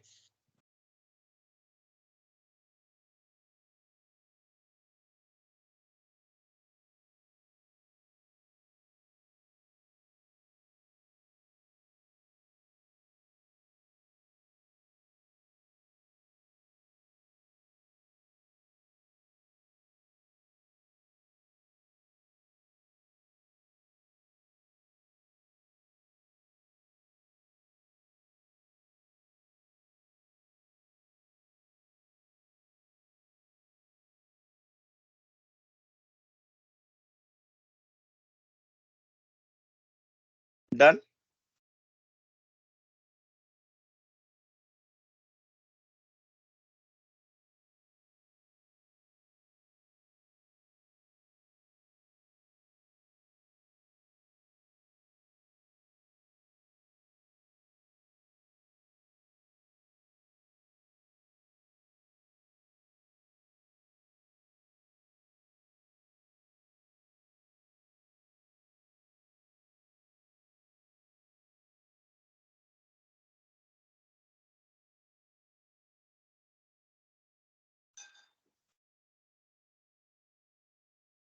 Is it done? Yes. Okay.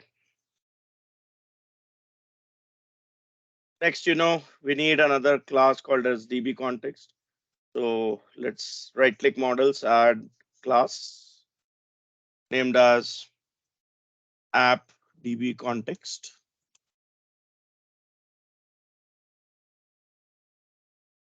We need the entity framework core to be added over here. So right click on dependencies, manage NuGet packages, browse, Microsoft dot entity framework core.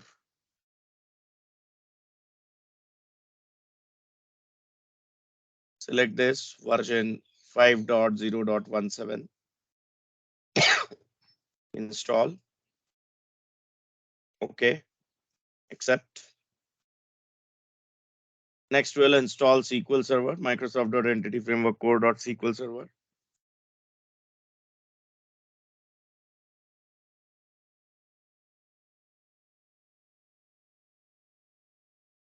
Version again 5.0.17. Install. Okay. I accept. Next, we'll install Microsoft.entity framework core.tools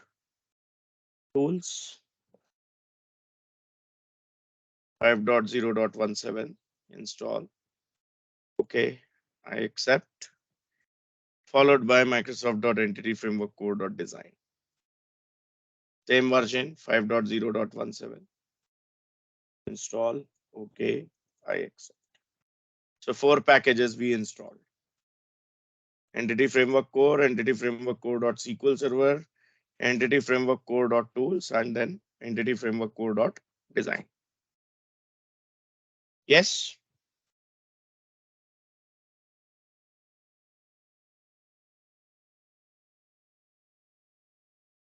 Safe. And here, now put the using statement to import Microsoft dot entity framework core.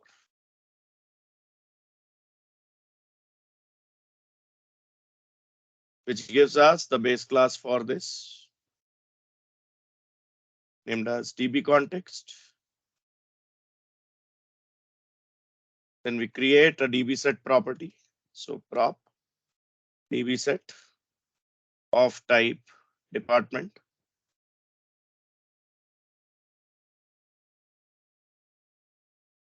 By the name departments. And then the constructor for the class that takes in a single parameter of type DB context options and passes to base class constructor base options.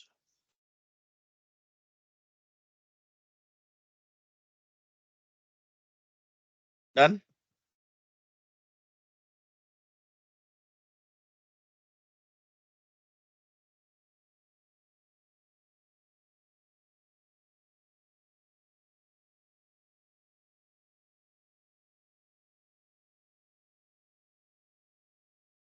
Is it done?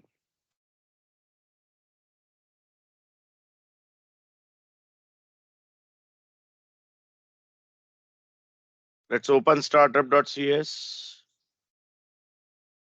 Import Microsoft.entity framework core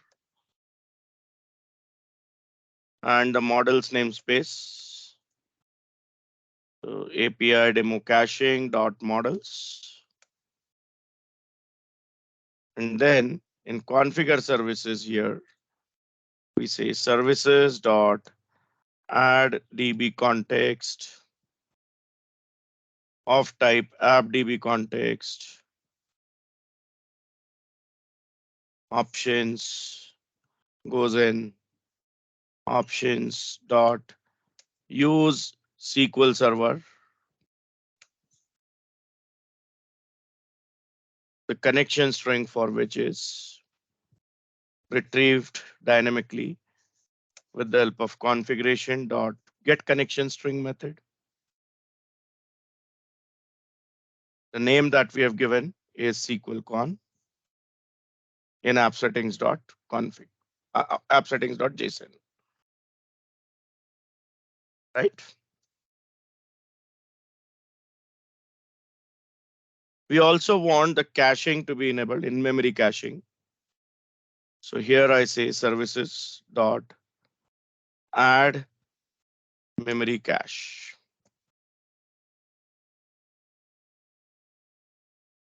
Without this, in-memory caching will not work.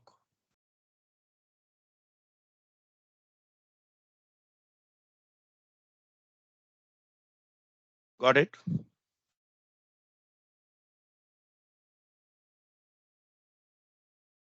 From regular entity framework based API, the only additional thing we did is this,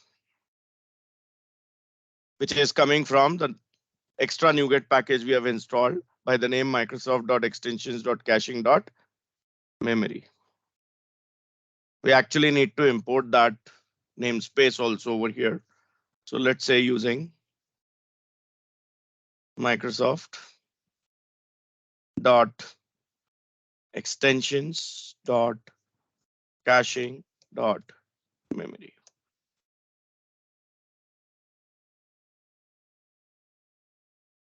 Okay.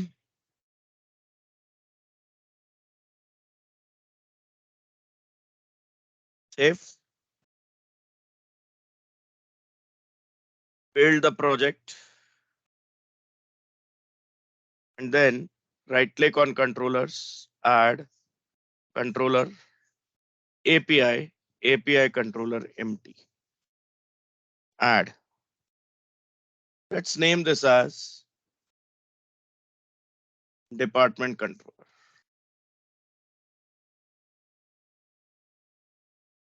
If you want, you can name it as department API controller as well.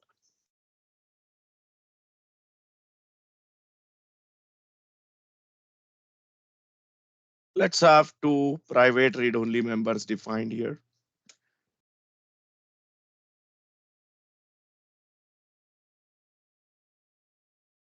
Okay, before that, couple of namespaces I'll import. One is API demo caching dot models. Other one being Microsoft dot extensions dot caching dot memory.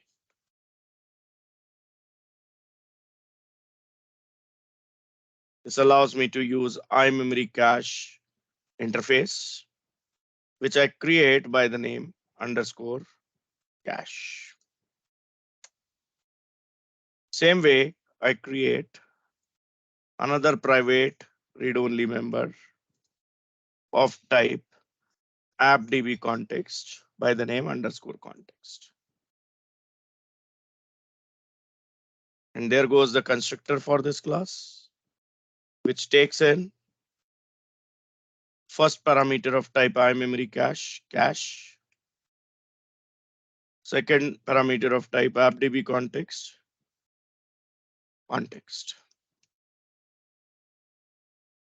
And then here, just say underscore cache equals cache, underscore context equals context. Okay.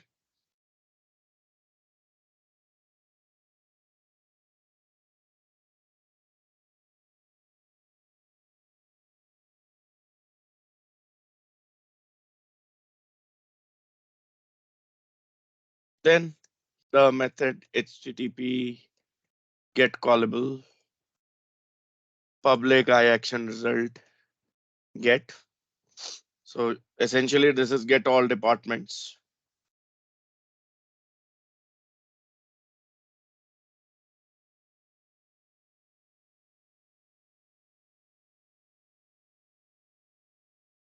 Okay.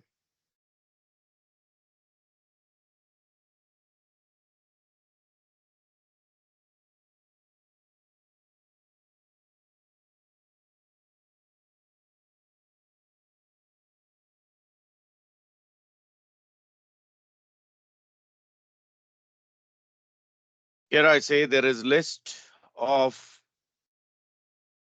department named as departments initialized to null to start with. And at the end, this is what I'm going to return as well. So I just say return departments.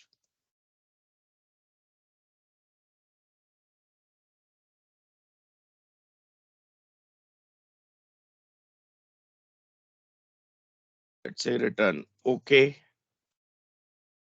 departments.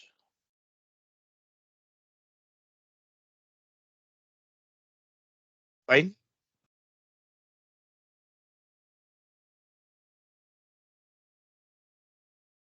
Here goes my if statement, which first of all checks if the cache contains the departments list already initialized into it or not. So I say if not underscore cache dot try get value by the name departments. This is the key which I want to be given as output.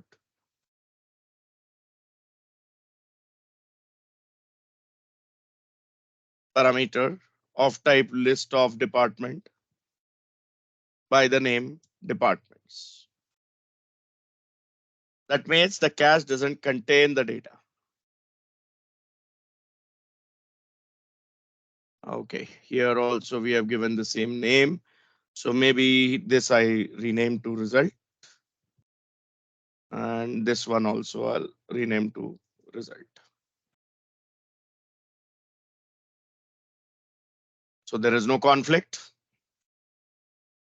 So if statement gets executed, that means there is no data in the cache. I want to initialize that. So here I say result, or probably I can say departments equals underscore context dot departments dot to list.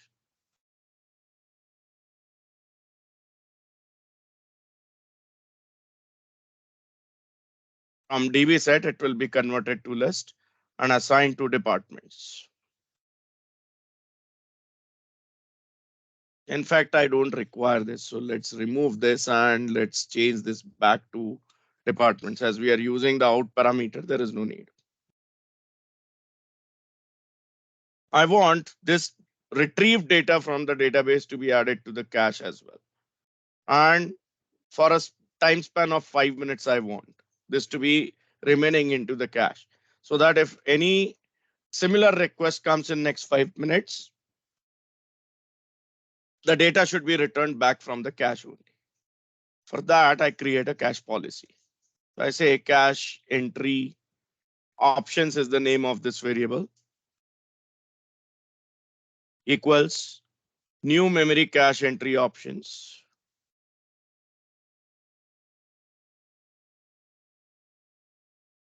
with absolute expiration policy being used. Absolute expiration, I'll say relative to now. So from now, 5 minutes. 5 minutes from current time. Absolute expiration, if I said, I need to give the exact date and time. If I say 5 minutes from now, then absolute expiration relative to now is used. Say time span dot from minutes 5. This is a policy. And then I say cache dot set departments. I mean, the key will be departments. The value will be departments itself, the collection, with the expiration policy based on cache entry options. Okay. If this returns false, means the if statement doesn't execute, that means the cache already contains the value and that will be assigned to department. So it will be automatically retrieved from the cache. And then I can directly say return OK departments. If it is not there in the cache, then this code will execute, will retrieve the data from database, will add it to cache, and then it will be returned. If it is already there into the cache, it will be returned from the cache only. Is it clear? Yes, got it. But Saket, Yeah. so there in the time span dot from minutes, there we Yeah. can take the seconds or only minutes or You have hours. from seconds, from minutes, from milliseconds, from hours, Oh, from oh, days, everything. You have different methods available here. You can see. right. Yes, yes. Okay. Yeah, one more question, I guess, was there. yeah, Sanket, line number 28, if the cache is already there, so that's where we checking the if condition, right? No, we are checking it in 2 ways. If cache is there or not. If not there, create it. If there, just retrieve it. No, that So if I'm asking statement, cache, do you have data? Then give me. If you don't have data, then I will give it to you, store it in yourself, and that data you give to me. Understand?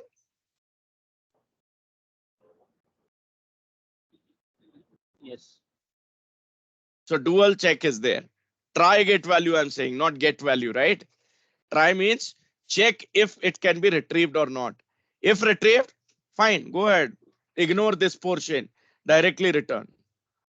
But if trial is failed, means there is no data in the cache with this particular key. In that case, create it and then return. Understand? Yes. Now, if you see this Quinnox DB we created the other day, this is the connection string we have provided. It already has got a table, departments, and there if I want to see the data,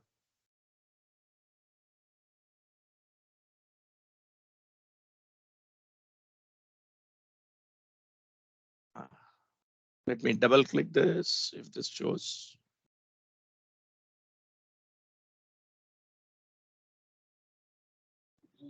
It's not I showing. think you have to open SQL server. We can see it here also actually, so there is no problem with it.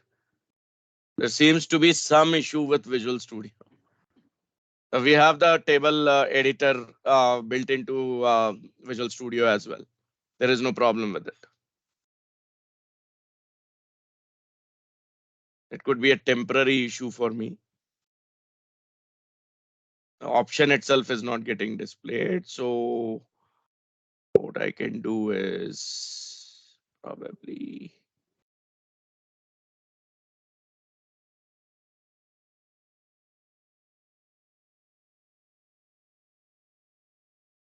Yeah, see, this package is having some issue, right? That's why I'm not able to get the right options.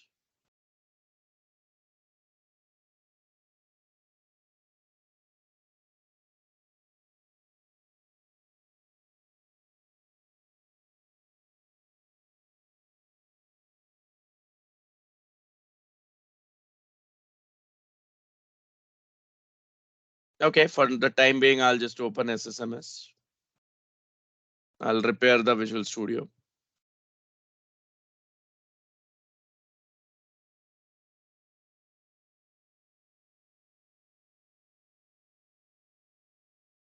Practically, I just want to see what data this table already has got.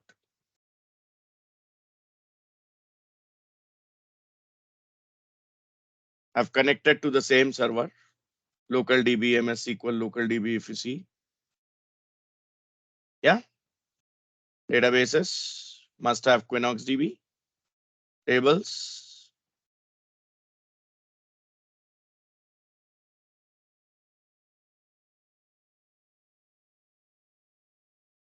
There is departments table, right click and edit top 200 rows. So I have one record already. Let me put a few more. 20 finance.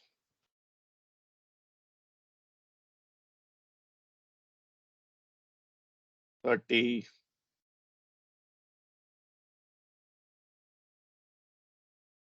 R&D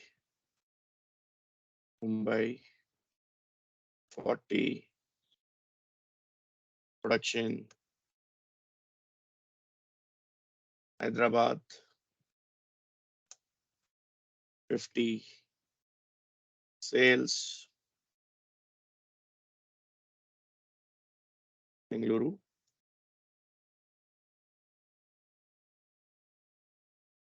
Okay. So this is the data we have already. Got it?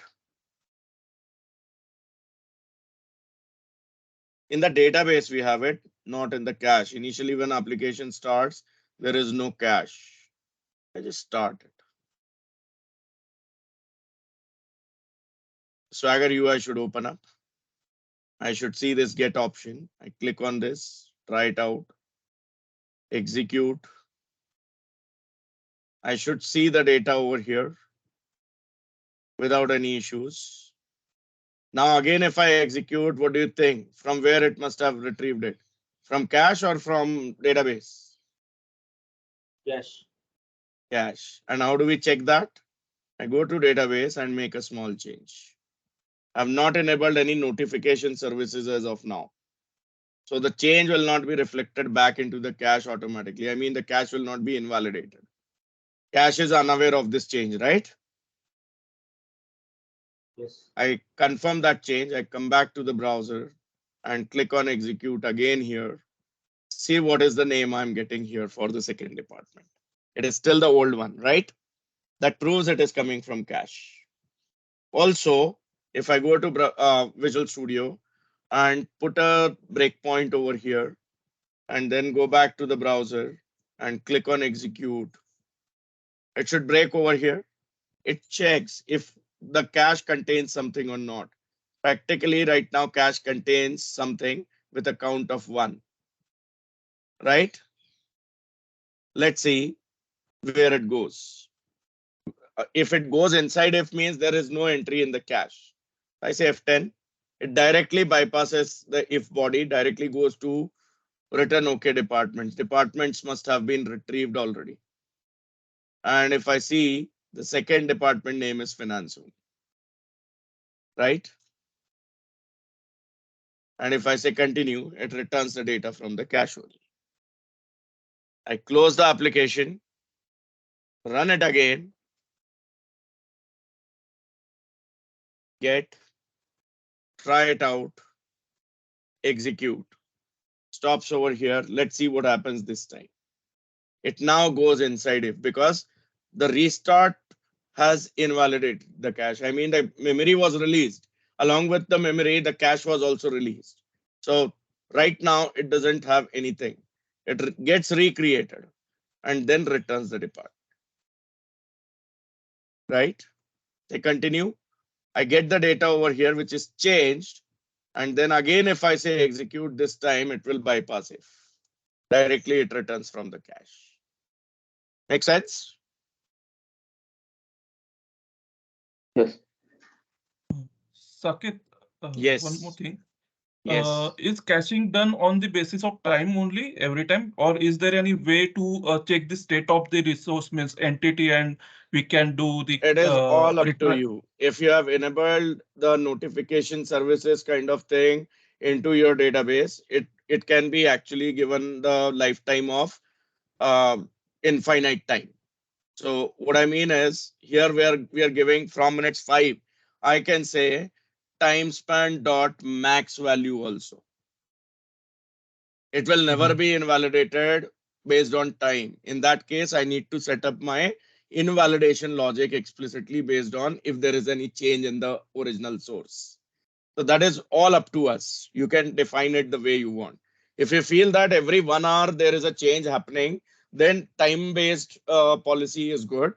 Again, if the frequency of the changes is kind of fixed, little bit here and there, 1% chances of time being different, still time-based policy is good. But if indefinitely there is no change, then max value is the good option over here with the notification services enabled.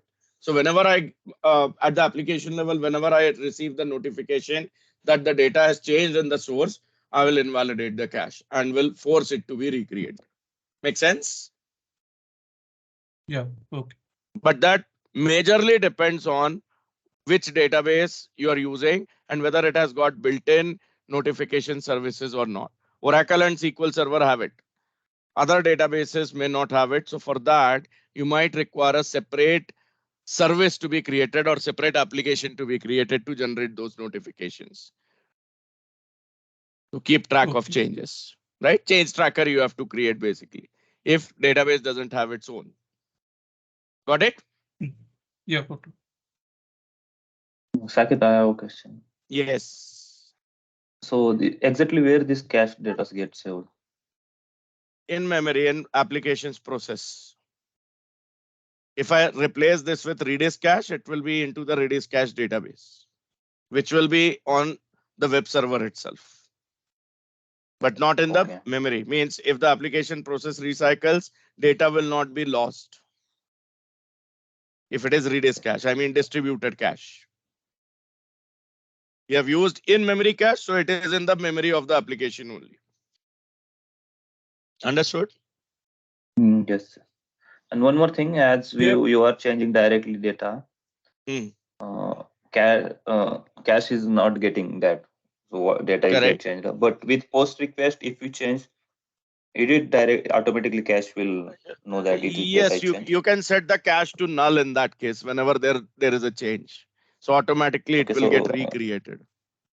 On the post request or delete request, we have to you can apply the code of caching. Yeah. Absolutely. So in that case, you can actually set this to max value also, right? Yes. You can keep a flag as well for the same. Yeah. Different ways Depending. are there. Different ways, different algorithms exist. And why I didn't use that post-based mechanism here is because SQL Server has got built-in notification services. I can take advantage of that. I just need to write one more method which will be subscribing to the notification from SQL Server. Whenever there is a notification that the data has changed.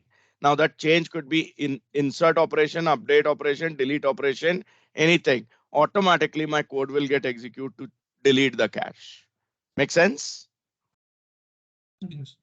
So that the redundant code I will not require in all the methods like get, post, post, put and delete. It is just one place where I need to write the code if notification services are there. So there are plenty of options available to invalidate the cache. So, Saket, as we Yeah. are updating or deleting only one record, can we just add that record to the cache only? So rather That than also is deleting and possible. adding. Just that you need to see which record is deleted, and that record then can be added or removed or updated within the cache, existing cache. So there will be two operations, one at the database level and one at the cache level. Yes, yes. Yeah, right. Right? Because cache is actually a copy of your database, right? Separate copy.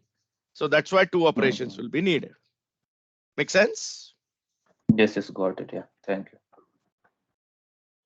Also, one more. Client level also we have caching concepts, right? For web APIs, that's not applicable. If client level caching is supposed to be used, then at the client side, you have to actually use some features. So like if it is a React application or Angular application, you can use the HTML5 local storage API provided by the browser, right? For the same purpose. So that will be client side caching. Yeah. Yes. And one more small query. Is there any limit for caching? Means memory limit for the yes. Limit in terms of time? No, not a time. How much In terms data? of size. Yeah, data. Right. So the limit is not practically there, but yes, it all depends on your server's memory capacity. You cannot store data more than what the RAM is installed into your machine and how much of that RAM is allotted to your application, right? If your application has got only 10 GB of RAM, you cannot store data more than 10 GB, correct? Yeah. So that's where the restriction will come in. The API doesn't have any restriction. The restriction is because of hardware. Yeah. Yeah. Saket, regarding this expiration. Yes. So we set it to 5 minutes. So after 5 minutes, if the request comes, it will be. It will recreate. It will recreate. So we can try that. Let's say this is from seconds. And I say 15 seconds is the time I'm giving. I just run it for the first time. It will definitely create the cache first of all. Correct? I say get, try it out, execute. It has to create the cache first and then return for the first time. Right? I continue. I say execute again. This time it just checks the condition but bypasses and returns from the cache. Meanwhile, I go to the database and I change something here.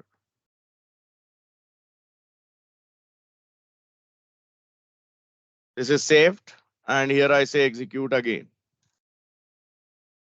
15 seconds are over. That's why it is going inside.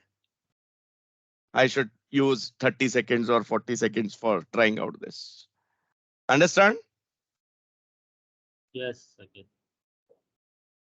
So automatically it will recreate after that duration is passed. You have sliding expiration policy also. If you are not looking to use the absolute expiration, there is another property called as sliding expiration. What does it mean? Sliding expiration, if set to time span dot from say minutes 5, means from the last request, it will wait for the API being idle for next 5 minutes. If there is no request coming in next 5 minutes, the cache will expire.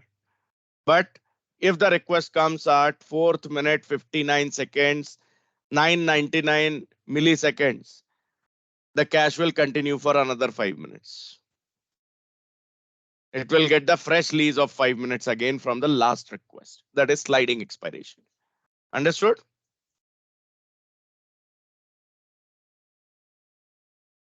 Yes? Yes.